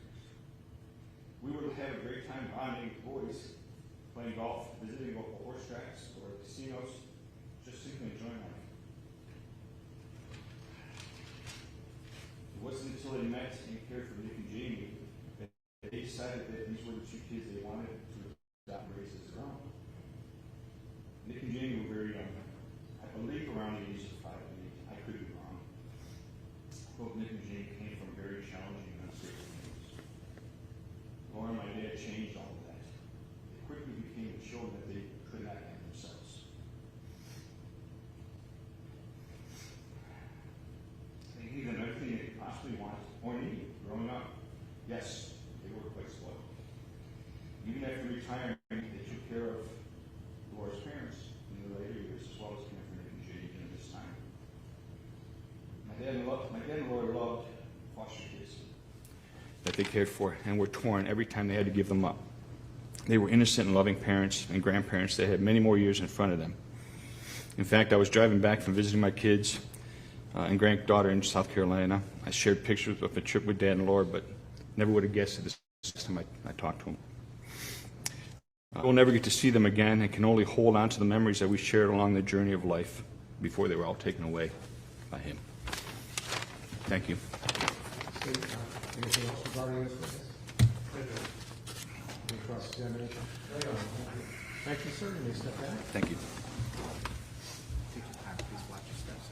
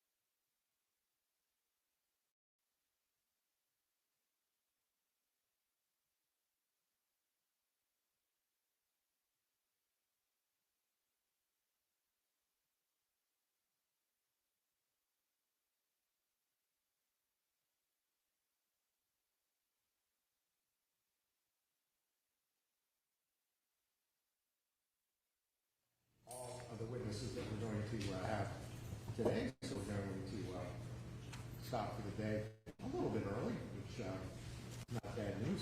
It's obviously been a long day. I do have a motion calendar in the morning with various other cases on the motion calendar. However, Judge Susan St. John has graciously volunteered to handle that for me, so she'll be handling that while we can start early. We really want to make sure that we get done.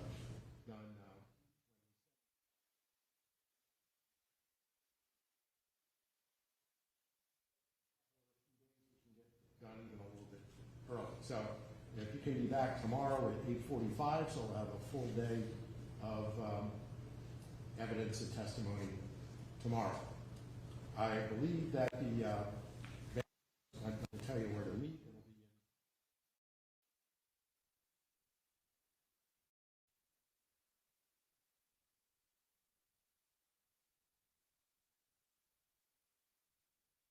It'll be anything about the case, you already know all of that. Everyone has a juror badge. Don't forget to have your juror badge on in the morning.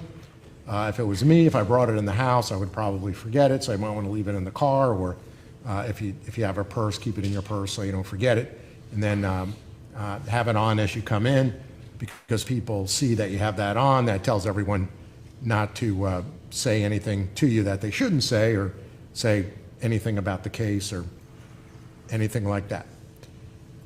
All right, anybody have any questions or anything? So we'll be done by 5 tomorrow. If we can stop a little bit early, that'll be great, since we're going to start fairly early. So I will see you back here at 8:45. Thank you.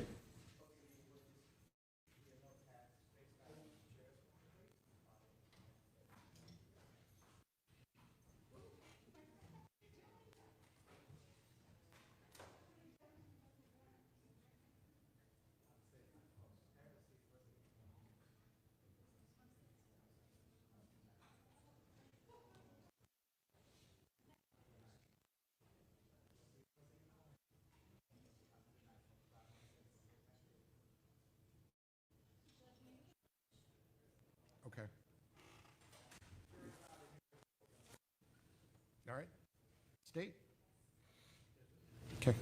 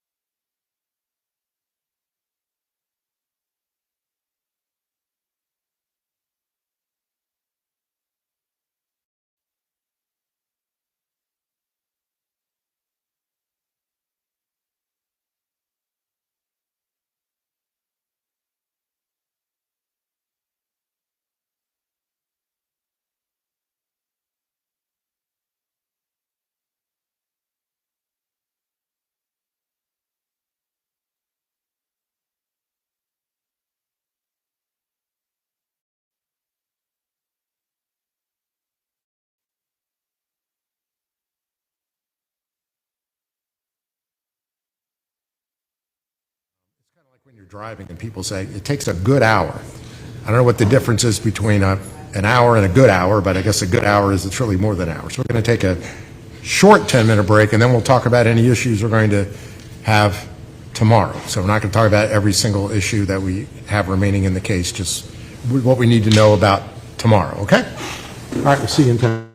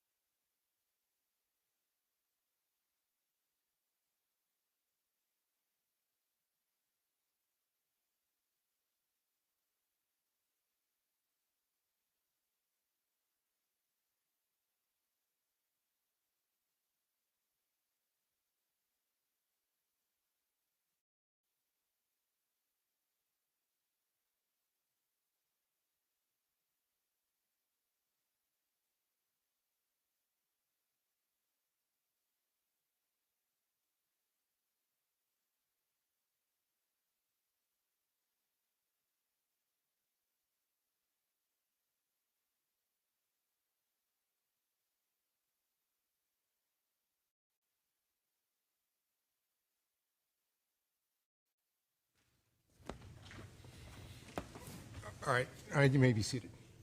All right, if I can make a comment about any future victim impact evidence. I thought what we just heard on the stand is... all right, let's bring him out.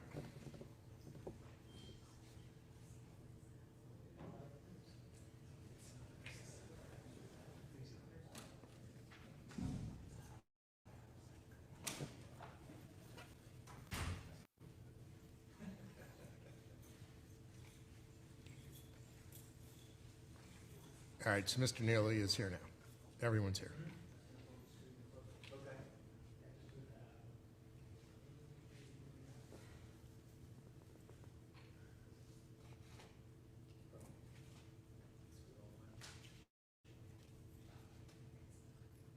All right, as far as future victim impact evidence, I thought what we just heard on the stand is the way things really should go. I thought, at least on the stand, he was very poised and very professional, and I thought he did a really good job. And I'll also add that what I heard is what I think is the intent of what should be presented during victim impact evidence. So I'm not saying that to pat ourselves on the back, but if we are, that's okay. But I'm really saying it because that's what we need. We don't need anything that obviously we're not allowed to do according to the U.S. Supreme Court and the Florida Supreme Court. All right, so what other issues are we going to have tomorrow? I know there's going to be a lot of ID text, photographs, and that sort of thing, so I don't know what issues we would have tomorrow. Judge, there's some photos that the state plans on introducing. By and large, there's no objection to them.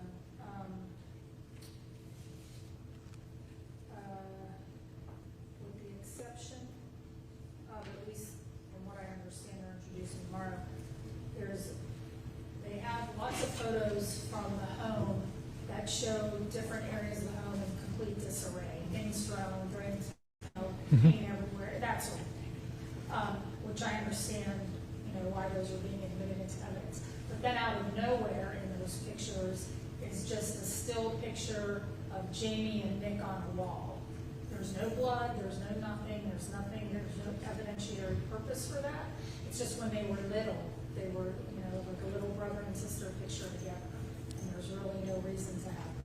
All right, so I assume that when you're presenting mitigation, you're not going to have a picture of the defendant when he was 4 years old with a baseball cap on and that sort of thing? Well, yes, Judge. Oh, okay. All right. All right, what says That's different than, that's like victim impact. That's not, Right. This isn't, that's All right. strung throughout all of their disarray photos. All right, what says the state? I apologize, I'm trying to find the photograph that we're talking about. I believe that was his bedroom, and there was one clean wall. So there was 3 walls that were obvious, and part of it is just some of the laziness of the defendant's efforts, but the weightiness of this room is he appears to have stood in a particular spot and flung paint all around and didn't get anything on the wall behind him because the body was there. So there was a completely clean wall. And it just so happens that wall has a picture of Jamie and Nick on it. Okay. All right, why is there any evidentiary value? I understand how there's evidentiary value with all the spatter and things thrown all over the other walls, but why does it matter that there's nothing on that wall? Because it shows it's not that the entire house was trashed by some unknown people or unknown group just trashed everywhere. It was a deliberate trashing done with a plan.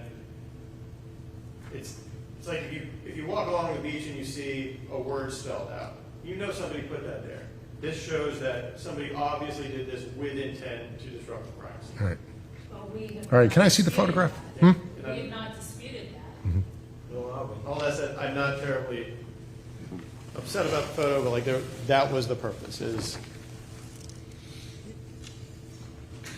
Yeah, I'll grant the defense motion. I mean, this photo is really big, and these kids look really cute. So I think a 403 analysis is that the probative value is outweighed by the prejudice. I don't think there's a whole lot of evidentiary value there. Obviously, you can get all the other photographs in of all the other walls that were tampered with. I guess we can use the word tampered with, or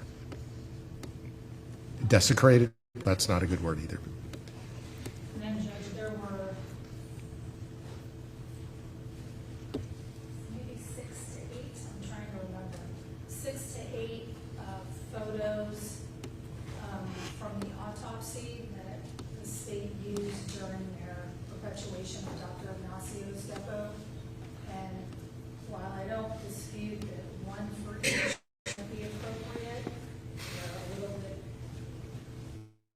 gross, and you've heard descriptions of them, but I don't think we need that many. Well, I mean, the case law is rather clear. If they're gruesome, then they're still admissible as long as they're relevant. The issue is not gruesomeness, it's irrelevancy. Well, but I don't think we need that many, is my point also. All right, so how many photos we have of each the victim? Now, I've heard there's a whole lot of hammer strikes with at least a couple of these victims. So if you have more than one photo, as long as it's showing different injuries, then it would be admissible.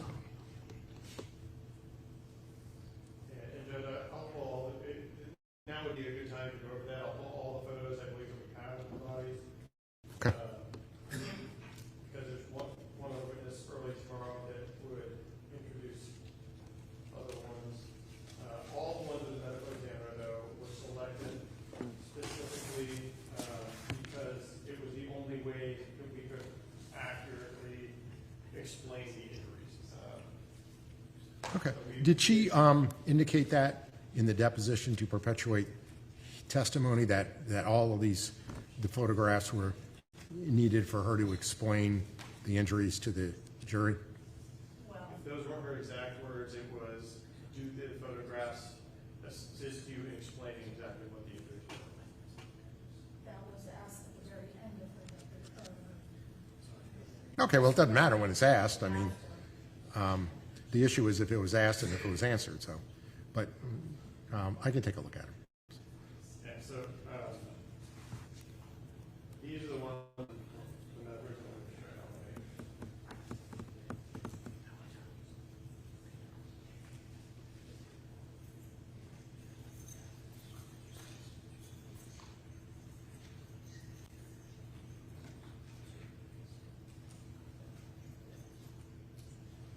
All the photographs that we would ask to submit from the medical examiner's testimony have her initials and the date on the back.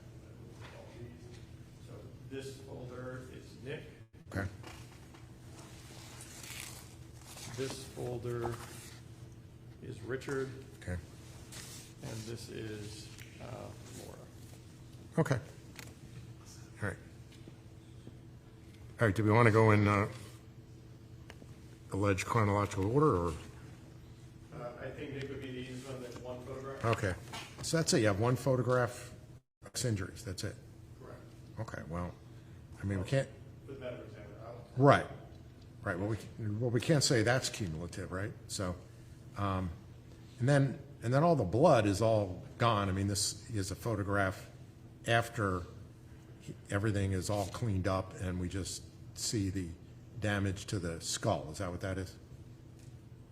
State. Anybody from the state? I'm sorry. What this is a photograph after everything is all cleaned up. There's no blood or anything, and it's a photograph of his skull with the damage to the skull. Is that correct? Correct. All right. So I don't see any problem with this at all. I mean, it really couldn't have been done any better as far as picking which photograph to use. So there's no. That one had one. I forget which ones had one and which one had multiple. Okay. Laura had 2. She's probably the next. All right. So Laura's next. 1, 2, 3, 4, 5, all right, so, and again, this is, oh, no, that's got to be Nicholas. No, that's Richard. Oh, that's Richard, sorry, okay. That's right, we just did Nicholas, sorry. All right, so this is Richard. Again, it's after he's all cleaned up. And it looks like there's... The first one's at the crime scene, I believe, with where you can see the 2 injuries on his chest. Right, and it looks like the shape of a hammer, too. Correct. Right, okay, so nothing wrong with that one. Is this a close-up of the injury on the chest? Yes, that's the neck. Okay, that's the neck. Okay, so that's a whole different injury than what we can see in the first photograph. Then we've got his face. Again, blood and things cleaned up, but everything's pretty dark. I guess that's just from position. Correct. All right, and that's the face. So that's not the chest and not the neck. That's the face with obvious injuries to the face or the forehead. And I guess the eye too, right? Correct. Okay. And then we have what looks like a hammer mark, but I can't really tell where. That is, one of those is the back of his head, one of them is and again, part of the reason for this is we tried to pick pictures that were close, that would not be obvious, there would be his muscle. This one is the back of his head. Okay. And this one, I believe, is the upper right temple area. All right. So these are all different photographs of different injuries. I mean, obviously, if he had we shot him once in the head, we might have had one photograph in the front and one photograph in the back, the exit and the entrance. But we have a whole lot of injuries here, so there's like one photograph for one area. So it's not cumulative at all, and it's after he's all cleaned up, as opposed to having blood all over and all that. So I don't see any issue with these at all. All right, so they're coming in. All right, then we've got Laura, right? 2, okay, so, and it looks like the skull, there's a lot of damage to this skull, and there's different areas of the skull with injuries. I can't really tell what's the front and what's the back, but one of them, there's a whole bunch of injuries. I don't know if that's the back, and then... Yeah, one of them is the back of her head. You can see all the injuries and damaged skull. The other one is where the scalp has been reflected, peeled back, and you can see the crack of the skull on the other side of the head. Right.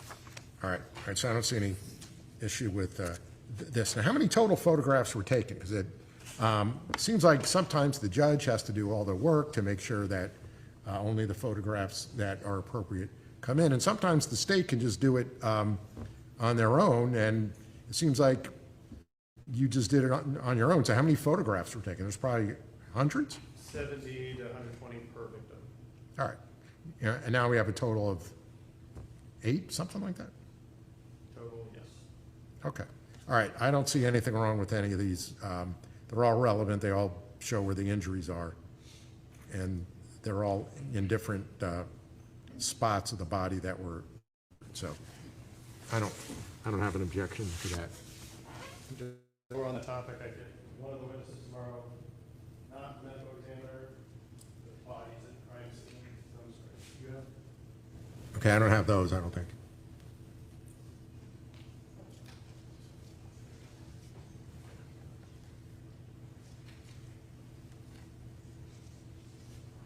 So this is Nick covered by the tarp. All right, and there's no dog in there, right? Correct. None of the photographs are dogs. Okay. This is Nick underneath the tarp, which shows the paint and that things were done before the tarp was placed there. And okay. this is Richard as found. This okay. is Richard once the carpet has been removed, and you can see all the paint. Okay. And this is Laura. You can't even tell that there's a body there, but that's Laura in the carpet. Yeah. And this is once they unroll the carpet, you cannot see any of the dogs. Yeah. Yeah, and it's a little bit hard to tell that there's any bodies at all. I mean, you see mostly tarps, and then you see, I guess, what could be bodies, but it's not really evident, and then a bunch of paint. So I don't think these things are cumulative at all. I mean, you have 3 different victims, and you have them in the tarp, and then you have the tarp uncovering them with a bunch of paint on them. So did you guys have any objection to these? Okay. As long as they're not used to argue any kind of hack or anything like that. Conditions of the body, you know, what was done afterwards. Right. I mean, if they're dead and you put paint on them, I mean, that's not going to be hack, right? All right. So, any other issues? A redaction, Judge, of the judgments and sentences, because it's got the last 3 counts on there. Oh. It was our intention to admit the judgment and sentence in order to prove the aggravator because he'd been convicted of 3 murders in this case. I don't know if the court wants to just read a stipulation. Why don't we just read a stipulation, okay? If the defense is willing to stipulate that the defendant was convicted, we are. All right, so I'll just read the 3 counts of the indictment again, and then just say that there's a stipulation that the defendant did enter a guilty plea and was convicted of those. All right. All right. What about the manslaughter? Are you going to get that in? We have the judgment and sentence for that. Okay. I just need to make sure none of the other, there's nothing on the other pages. Okay. Are you going to get that in? Would it make more sense to stipulate to both, so there's not that lingering question about why do we have this and not? But that's fine. That's fine. And then if you want to put the dates on when he was convicted, that because I don't know when they were, I don't even remember when it was on this case. So That's fine. However you want to do it, it's fine. I have no problem with the stipulation, but I would like to have one physical document because it is a different situation, different case. We can have a separate stipulation, how about that? That way, it just makes it, that way you don't have the question about why don't we have the 3. Would you be willing to stipulate that it satisfies that aggravator? That's fine. Okay. all right. So yeah. So, I mean, Judge, okay, so, first of all, I objected to that based on the Aka case, the Johnson case, that's void for vagueness and shouldn't even be considered here. So because of that objection, I get it, that if we're looking at it, just looking at it like, oh yeah, it satisfies this aggravator, it's a prior capital, or it's a prior felony involving, violence, I guess, which I say is vague, or the contemporaneous one satisfy. I mean, I understand that, and he can argue that, and it's not like, I'm not going to argue vagueness to the jury. Okay. So it's not like So the arguments are going to be so his question, Mr. Brunbarn said yes, but he got overruled. So your answer is no. All right. So if you want to do a stipulation, there's a standard stipulation language, but then you have to say what it is you're stipulating to. Are we going to do this tomorrow, by the way, or today? Your Honor, I think I may have persuaded lead counsel that there is a way around it. That we could stipulate to the manslaughter, but still also preserve the legal objection that we had made earlier. So you're going to stipulate that he was convicted of the manslaughter, but not stipulate that that is an aggravating factor. Well, where are you? Based on the court's ruling, Okay. right? Based on the court's ruling, that's a legal issue that we're not going to be arguing with the jury. I'm not going to stand up in closing and say that that's an aggravator. Okay. That's not going to be my focus. All right. So what usually happens on stipulations is you guys draft it, you agree to it, and then I read it. So I know there's not a whole lot of agreeing in this case, but can we agree on that? So the guidelines from the court here would be that both parties stipulate that the defendant was convicted of manslaughter in the death of Jamie, I don't know what her last name is, but, oh, no, Ivancic, okay. Jamie Ivancic, and the defendant pled guilty on blankety blank day or something like that. Obviously, it'll be a lot cleaner when you guys do it. And then the defendant pled guilty to killing Richard and Laura and Nicholas on whatever day it was. If you want me to read those three counts in the indictment again, I can do that. I mean, they've already heard it. All right, so you guys figure that out. We're going to make you agree on something besides the fact. All right, awesome. So I don't even know if you guys want that tomorrow. We were probably going to do it Monday. Okay, all right. All right, so that gives you a whole weekend to agree. You have each other's email, text, and everything, so you can email them like at 10 o'clock on Saturday night while they're out watching a movie or something. Okay, so anything else? Judge, there were 2 phone calls that the state provided to us. The other day, I was able to listen to one of them. The other one I haven't been able to listen to. It's not playing for either of us for some reason, so there may be playing on the so we can have some time. Are these jail phone calls? Yes, 2. Okay. Are they long? So that might be something I'm just letting the court know. And then the state indicated that it plans on putting some Facebook messages into evidence. And we are objecting to some of those. Okay. These messages in particular are between Mr. Nealy and a female by the name of Summer Colt, who lives in Ohio. Included within these are messages on December the 14th, 2018. And I'd say 5 of those photos are of Mr. Nealy naked, them with an erect penis. And these are messages with some writing that are going back and forth between the 2. I asked Mr. Sarabia what the relevance of that was, and he said because he had killed them, and then basically this is what he's doing after he kills these people. However, if you listened to the state's opening today, well, first of all, in Mr. Nealy's statement, he says that he did it on the 15th or 16th. Not on the 14th, but the 15th or 16th. And I don't know if they want to have their cake and eat it too, if they want you to believe the rest of Mr. Nealy's statements in that 4-hour-long interview, but not this one.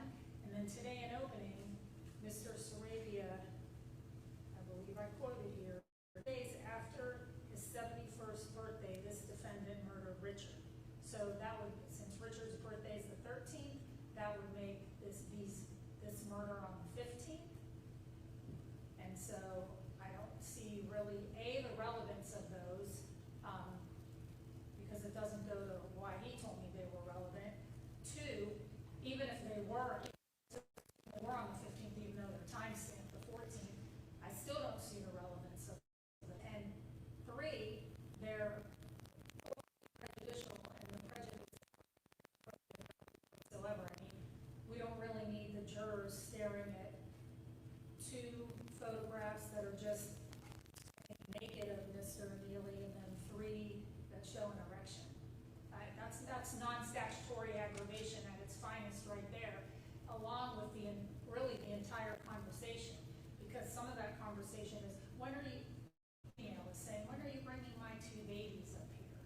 Like, and of course we know the babies belong to Jamie, and so that's just nothing other than to try to inflame the passions of these jurors and make that a non-statutory aggravating factor. All right, so after he kills these 3 people, he's sending those photographs. It was before? It was either immediately before or immediately after. If I can lay it out for you.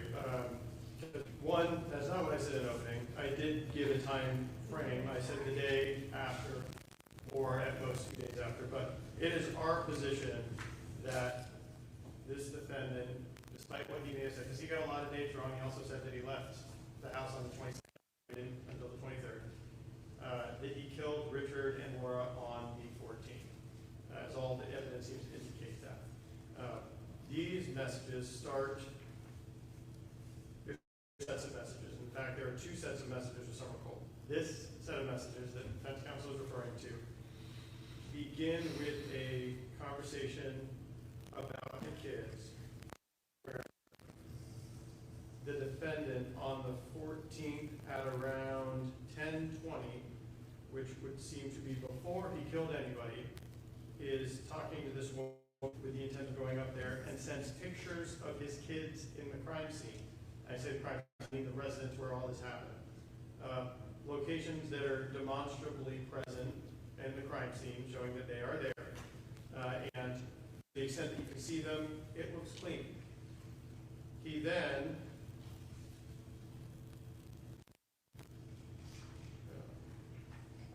Well, if we can get that in without also having photographs of erect penises, I think that would be good. I'm building that. Okay, That's all where right. we start. There is then a break between about 10, 12, a couple of messages. Back and forth, actually, I got this.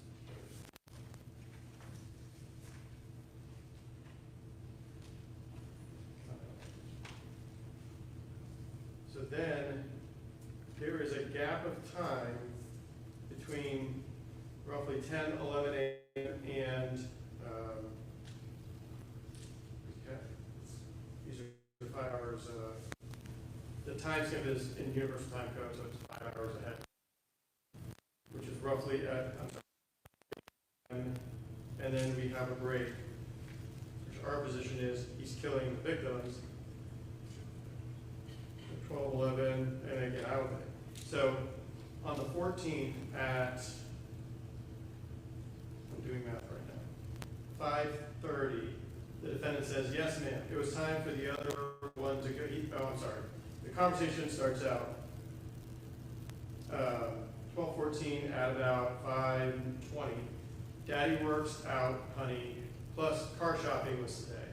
And I'm actually starting in the middle of the conversation because we're talking about him being tired. Yeah, I'm sorry, Coach. Let me back up. Because there's lots of things back and forth, and they all have relevance for one reason or another because there's delays in the communication. At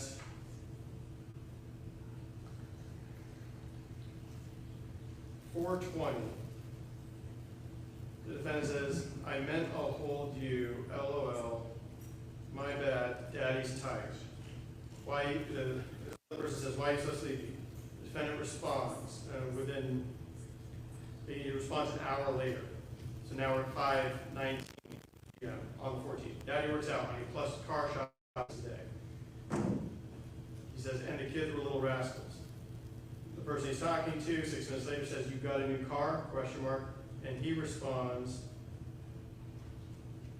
7 minutes after that, yes, ma'am, it was time for the other one to go. I traded it in for a 2013 Kia SUV thing, which is the car that he takes from the victim. Right. For a better vehicle, I'll still get good mileage too. The conversation goes on a little bit.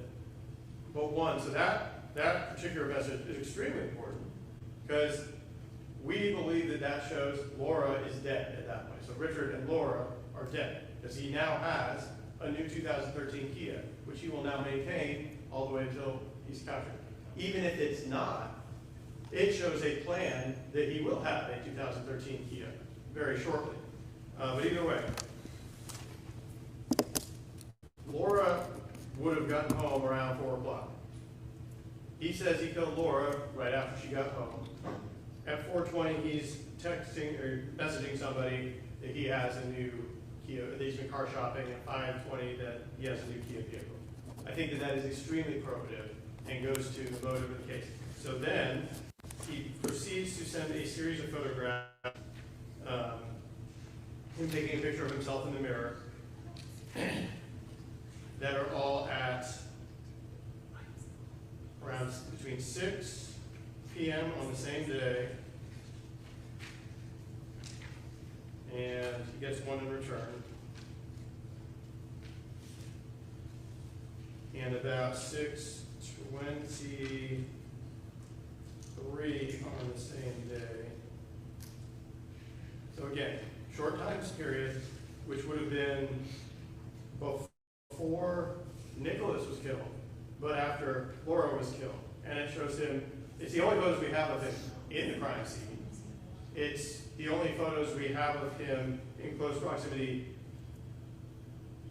that he is sending utilizing this Facebook account. So it shows that he is in fact the one who is sending these messages, because the name he uses is Shelby Rose. Not Shelby Nealy, not Shelby Svensson. We know that Shelby Rose is an alias of his. So while he is committing these series of offenses, death, sending pictures of himself masturbating, murder, I think that's extremely relevant. I think it goes into the facts of the case. I think that it shows that he's at the crime scene. I think that it shows he's sending all of these messages and many others talking about how he's going to get a vehicle on December 11th, how he's going to get a vehicle. I think he tells his mother he's going to get a vehicle. He tells his mother on the 12th that he's still in Texas, clearly planning to avoid any attachment or knowledge that he's in Florida. And then, in between killing people, he's masturbating and sending photos of it to his girlfriend. All right, And all right, I understand. I'm sure you're familiar with the Merck case, where the Florida Supreme Court has found that a similar statement about how that defendant was feeling in the midst of committing the crime was relevant. It was not excluded. And I know the Merck case has come back many times on other grounds. I'm sure Your Honor is very familiar. It's come back a lot of times, yes. But not for that. So, Right. So, Judge, I'm not disputing the statements about I have a car and that sort of thing. But when he says, and now these two are dead, and we know that it's at this time, and we think it's before 12 or whatever, well, the only place he's getting any of that is from my client's statements. There's really nowhere else that he's getting that type of specific information from. They might have been trying to build some sort of timeline and that sort of thing, and most of their timeline went to dates. But the stuff that's on there regarding, what are you going to do with that penis, and penis pictures, and then her breast pictures, and all that, and the part of the dialogue that's, when are you going to bring my two babies up here? Like, that's it for no reason. Disputing that these are Facebook messages that he engaged in. In fact, we told the state, no, you don't need to bring in your Facebook people or your records custodian people or whoever to authenticate any of this. So, Okay. we short-circuited all that, but those... Okay, so there's not going to be a witness who's going to testify about this. You just subpoenaed it from Facebook and, all right. All right, let me take a look. I hate to say that, but let me take a look. And just don't forget, Judge, there's also writings in there about like things that are irrelevant to, not about a car, not about whatever, about... Right. Well, this is the conversation between these two people. All right. Between the 14th, and I think Yeah, I mean, this is what I'm thinking right now before I look. The condition of the house before these is irrelevant. That should come in. The Kia evidence should come in. We can also have a stipulation that he was sending photographs at certain dates and certain times. You don't necessarily need to have the actual photographs in. I mean, I think there is a 403 issue with that. Were you planning on getting these in tomorrow? No. Okay. Next week? All right. We were going to go in with the detective.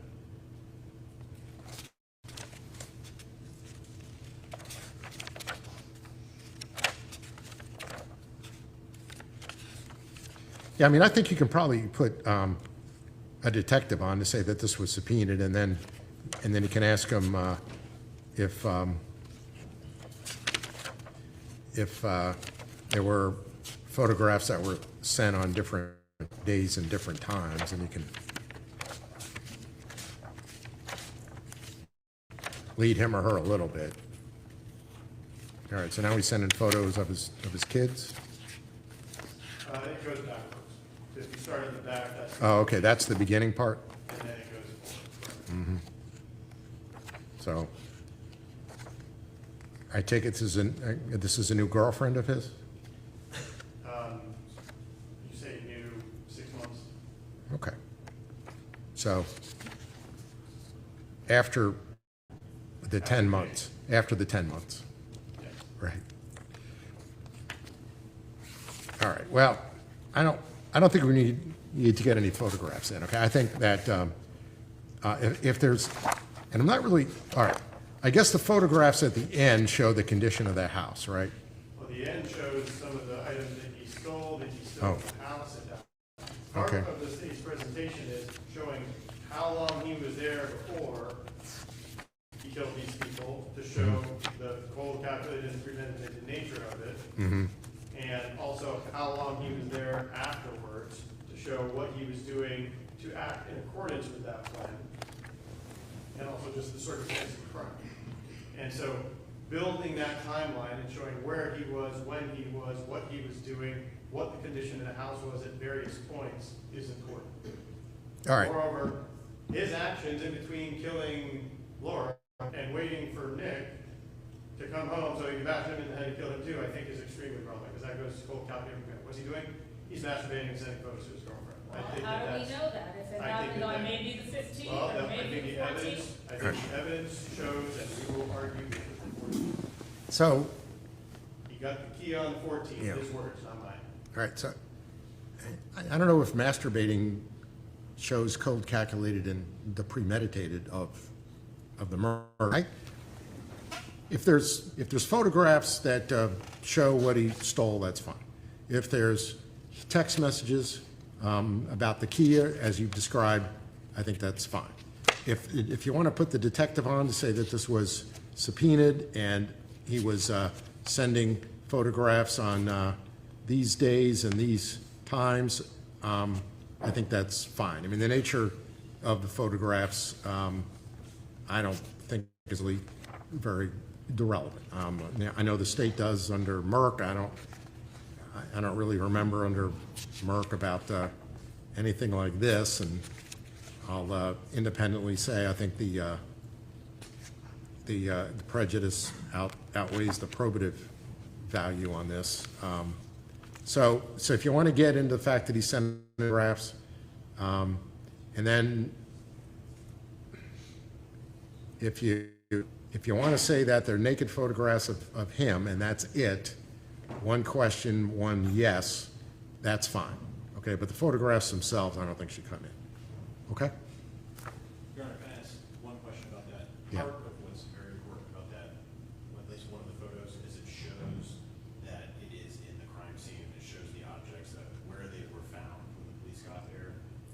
That's one of the things that we were hoping to demonstrate with that picture. Can the detective also talk about? I mean, if the picture is of him masturbating and then also the house looks really clean, then the detective can say, yes, the picture is on Facebook now. So I would put a detective on to be able to describe what I'm not allowing, which is the photographs. I just think under 403 analysis, it's just the probative value gets outweighed by the prejudice on that. So, Judge, in terms of the conversation, separate from pictures, the conversation that's going on, I'm also arguing that the parts that aren't about IKEA or aren't about the condition of the home or aren't about those sorts of things that are related to coins or the whatever, the conversation, for example, that I was indicating to the court about what are you going to do with that? Or that, whatever, what are you going to do with that? Or what are you going to do I don't think we need. with that? And also, I don't think we need any penis conversations. and when are you bringing my babies up here? State, is that relevant? There's a lot of conversations he has with different people, including part of this, where it is clear that his plan is to return to Ohio sometime in mid-December. And he keeps putting it off because he hasn't killed the victims yet. So in terms of his whereabouts and what his plan is and when he's going to do it is very important. Right? All of the whole calculated premeditated is everything he does up until he kills Nick.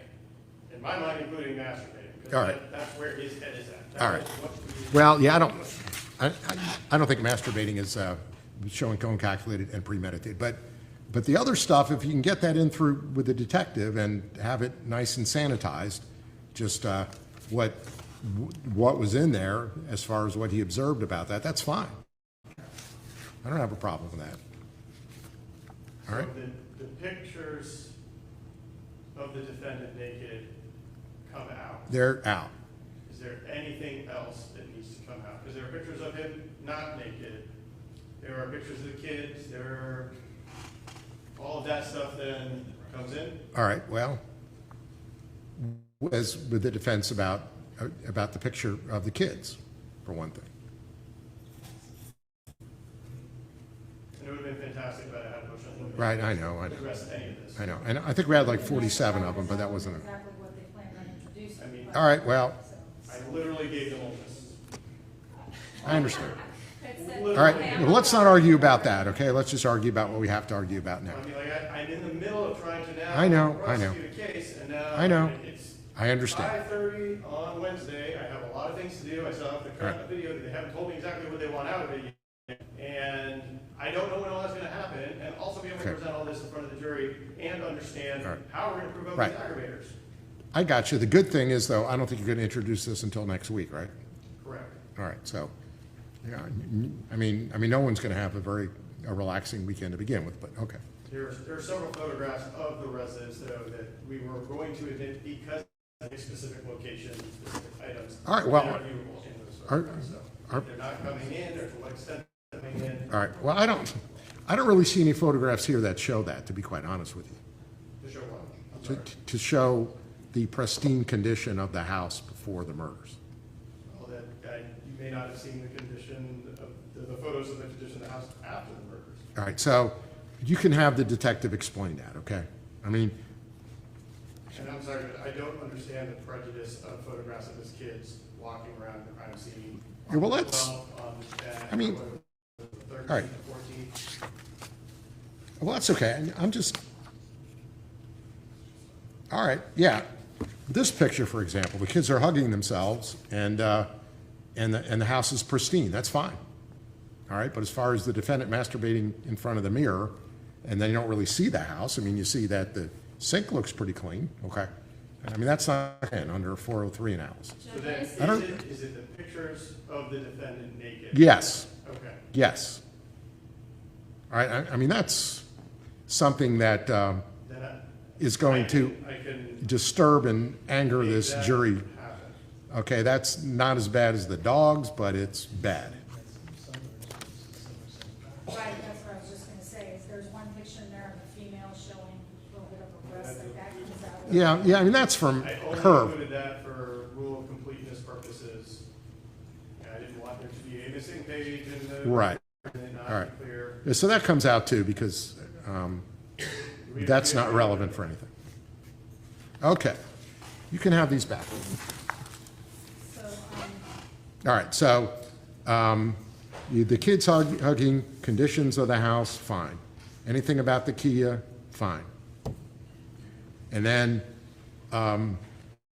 detective can testify as to when photos were sent, what day and what time, and the state's allowed to get into all that. We just don't want to get the actual photographs in, so he can say that the photographs were sent this day, this time, so we can have some evidence as to the premeditation there without getting into prejudicial or overly prejudicial material.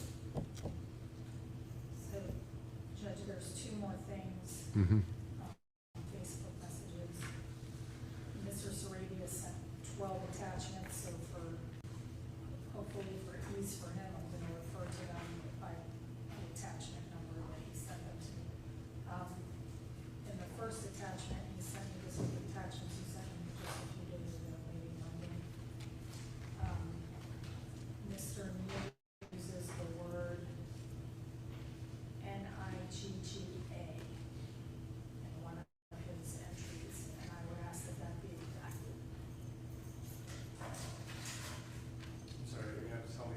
Is this off of Facebook or something Yes, else? it's in one of the messages, he uses that word, and some people are offended by that word.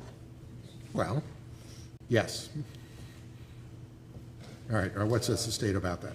Which conversation is that? This is it's your first attachment, so whatever your first attachment. Who is the conversation with?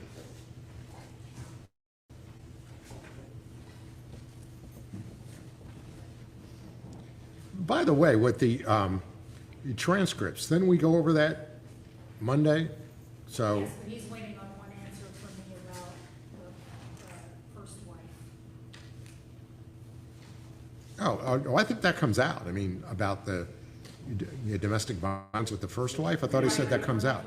But there's an issue about, we believe is going to come out in the defense's case. So the defense indicated that they agree. Oh, okay.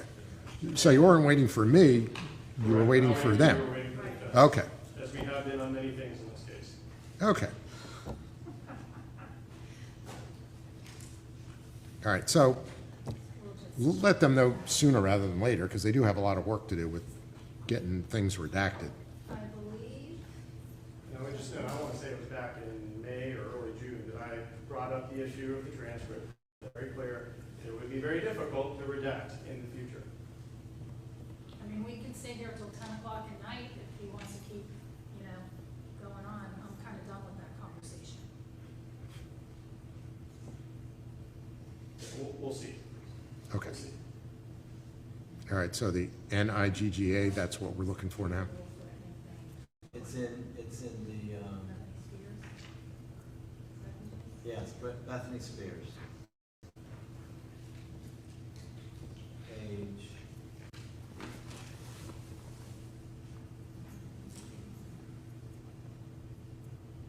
$3,120.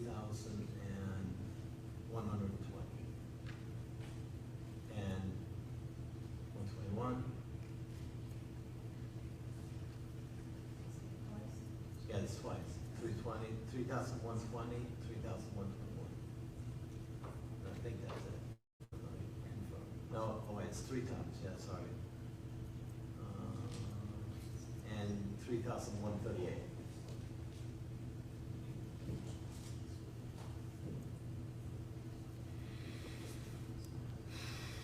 Yeah, I'm looking at the Facebook. The one on 320, I have no problem with. It's actually a spillover from a previous conversation, not the one that we're interested in. I'm sorry, what was the middle? The next one is 3,121. 3121? Mm-hmm. 3121, I don't. It's towards the bottom of the page. We're not including that page. 3121, we are not including. You know what? We're not including that. Oh, okay. Yeah, and And then 138. 31, sorry. 3. Hold on.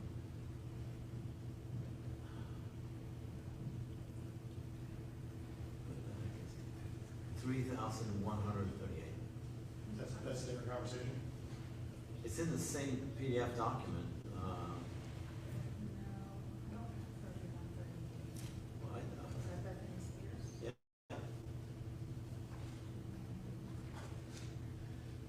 So we are, and so the court, we took, there was probably 12,700 pages of Facebook records. We took excerpts from that almost 13,000 pages to present. So I don't, the page that you're talking about, I don't think is one that we have. Okay, it's one that it came from your email the other day. Yeah, that just might have been Not intended. we did try to divide some of the records to conversations, so we did not necessarily print out all of them. Okay. All right, so the NIGGA issue is no longer an issue, correct? Oh, yeah, it's in September. Okay, it's no longer an issue. All right, so, That one won't be a problem. all right. All right, and then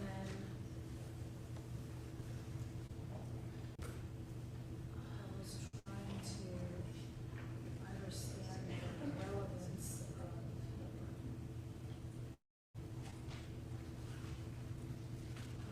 Let's see.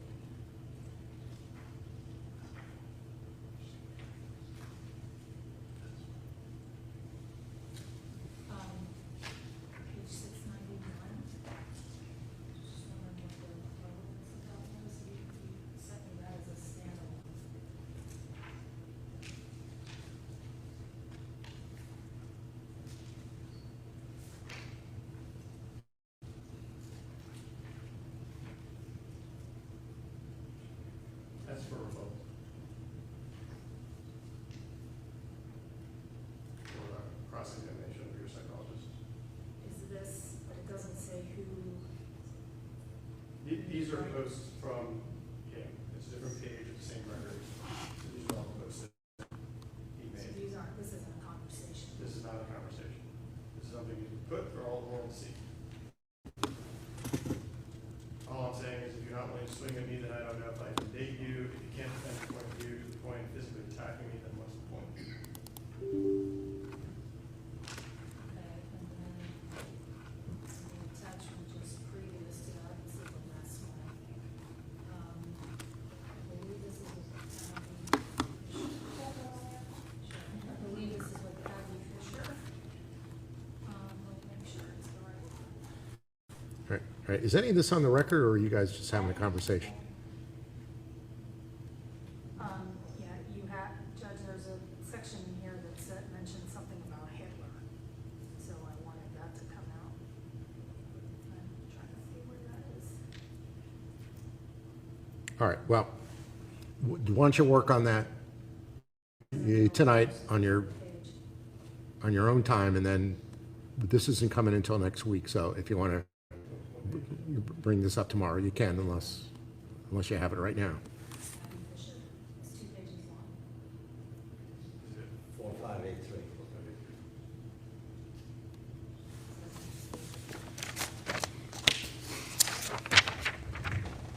And I will we can argue about that.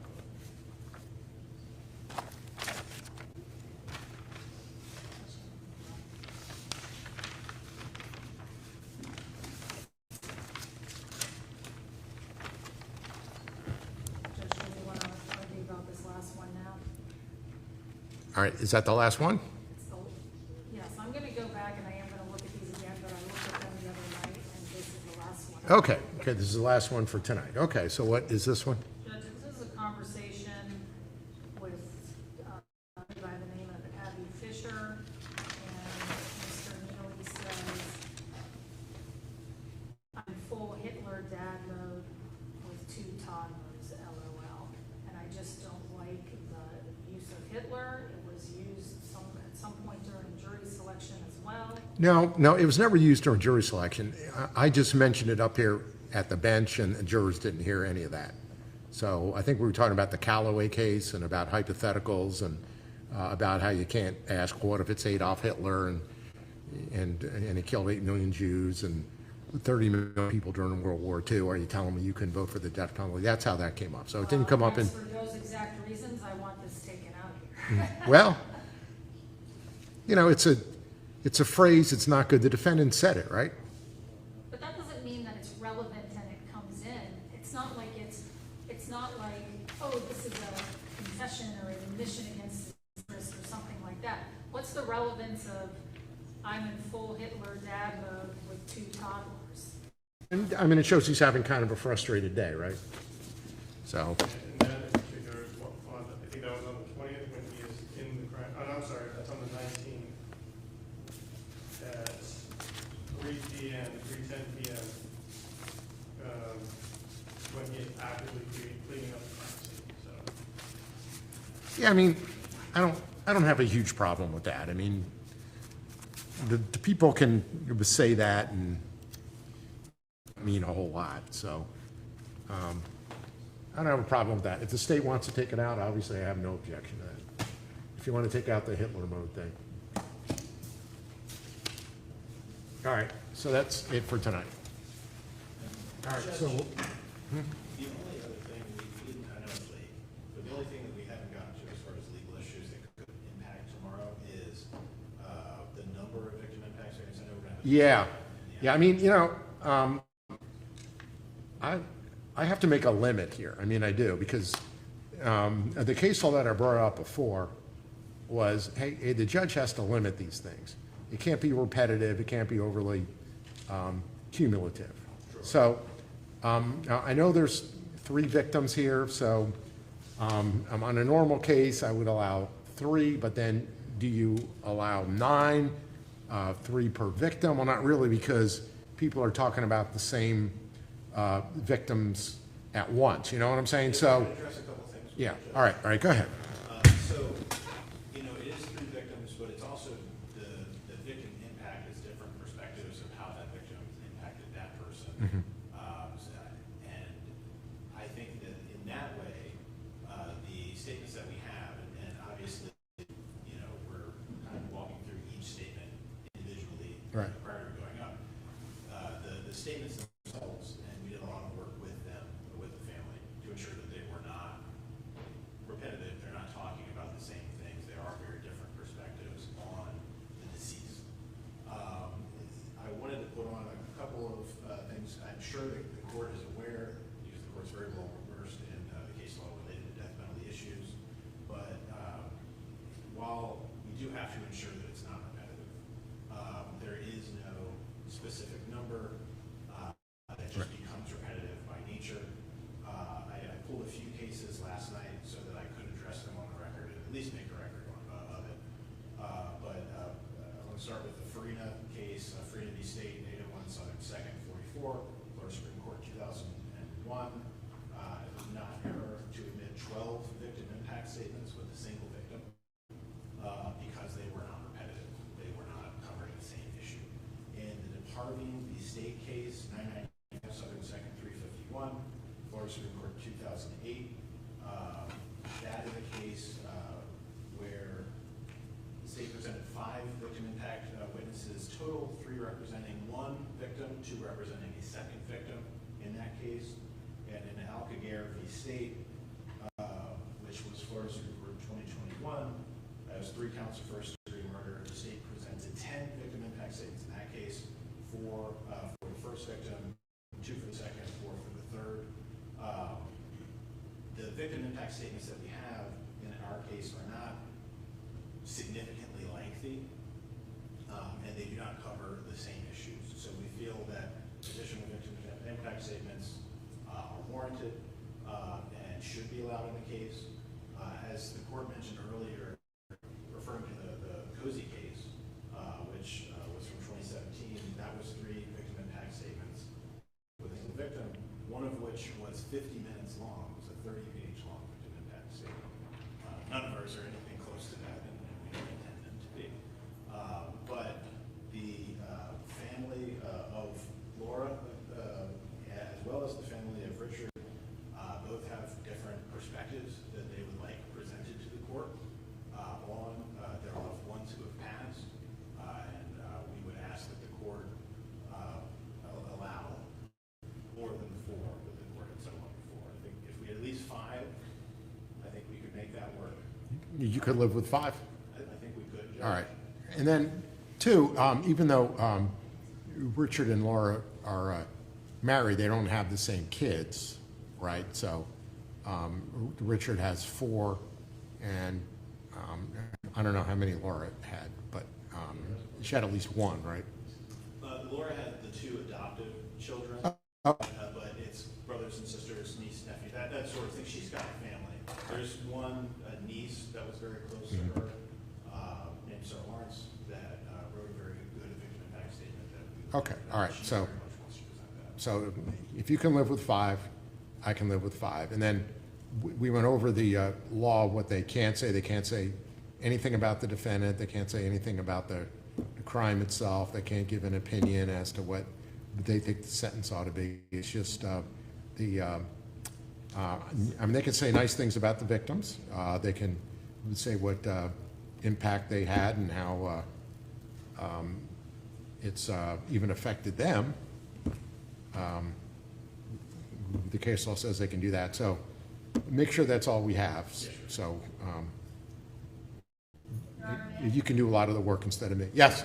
So last night we gave you the people that he's talking Yeah. about, Sarah Lawrence, we gave you highlighted copies. Yeah. Come out. The only ones we did not have highlighted copies of were 2 handwritten statements, and I do have highlighted copies of those here with me. All right. Yeah, like I have the one for Renee here, and then obviously the brutal and senseless murders, I mean, that can't come in, okay? So why don't you police yourself first, and then if there's any other issues, then I'll deal with it. I mean, you know what can come in and what can't, and you know, and I understand the frustration, but it's not a sentencing hearing per se that we normally have. It's a death penalty proceeding, and one of the most overused things, but overused because it's so true, is death is different, and they have to make a lot of different findings and a lot of different evaluations. And I mean, there was one great question by one of the jurors. It's like, well, if we're not supposed to consider this, why are we hearing this? Okay, which is, you know, which is a pretty good question. But obviously, the U.S. Supreme Court said yes, you can do it, as long as the states allow it, and the state allows it. There's even a statute that allows it. The Florida Supreme Court allows it. So we'll to follow the law, but by including following the law, we're not going to allow something to come in that's not allowed to come in, but we will allow what is allowed to come in. So that's just following the law. Okay, so you might want to go over this again. I know you probably clean these up a lot because people really don't know what they can say and can't say. I mean, obviously, if it's a sentencing hearing, they think they can say basically all the things that you can't say here. So it's not their fault, okay? And I know you cleaned them up a lot already, but you're gonna have to clean them up again some more, okay? But yeah, I'll allow 5. Okay, what did you want to say? Judge, the 2 handwritten ones I have, one is by someone named Janet, and the other one is Luann Lawrence by the approach. Okay. All right, so any of these people going on this week? All of them? All the victim impact? Okay, they said today or for tomorrow? I think one will be one tomorrow. Yeah, and Renee was going to be Friday. Originally, with agreement of the defense, she was going to read the other ones, but since the defense has since decided that they're objecting to Renee reading the other ones, as of yesterday, we're trying to get some of the people who are not physically present in the courtroom to be able to hear by Zoom. So that might have to happen next week. All right, well, you know, we've even allowed, and the defense is even for it, where the prosecutor can just read what somebody else said. Right. All right? All right, do you guys have a problem with that? All right, so that's fine. So I know, like, it's almost 6 o'clock. You got a lot of things to worry about, right? You have witnesses that may not want to be here, so you have to get them here. You have to figure out the evidence. You have to figure out all this, and then you have to figure out a bunch of redactions. Okay, I understand the frustration. All right. If I can help you out with that, I will. Like if you want to put them on a different day or whatever. But if you want to read what other people said and and they're not going to be here, that's fine. Okay, no one has a problem with that. As far as these other ones, if you want to clean them up a little bit to make sure they're consistent with the law, that's great. And then we'll talk about it before you put them on, right? Okay. One thing that I think we do need to address sooner than later is the video that Renee would like to play during her victim impact statement. Right. We've been speaking with the defense. We've already taken out the audio. We already told them we would take out, I think there's some words at the beginning and some words at the end that we told them we would take out. We need to know if there's anything else they're asking to take out, because we would need to have that being done tomorrow. That it could be used on Friday, because I don't know if we have the ability to do it on Friday, and the witness won't be here after Friday. All right, that seems reasonable. All right, so the music's not going to be played. Correct. It's already muted. All right, the things, the writing is going to be redacted, and then it's a bunch of photos otherwise, right? Yes, correct. It's like a photo slideshow. Right. I mean, Like you'd have at a funeral or something like that. Okay. other than my previous objection to the length, there's nothing else that All has. right. Well, it's 7 minutes, right? So, Yes, sir. all right. So, not overly long. It might seem long to the defense while it's being played, but not that long. All right. So, is that it for today? Okay. It seems like it is. All right. So we'll see you tomorrow. Mr. Brunbon's going to be ready at 8:51, and the jury is going to be here at 8:45. So we should be ready to go. If you know Judge Freighton and you want to send him an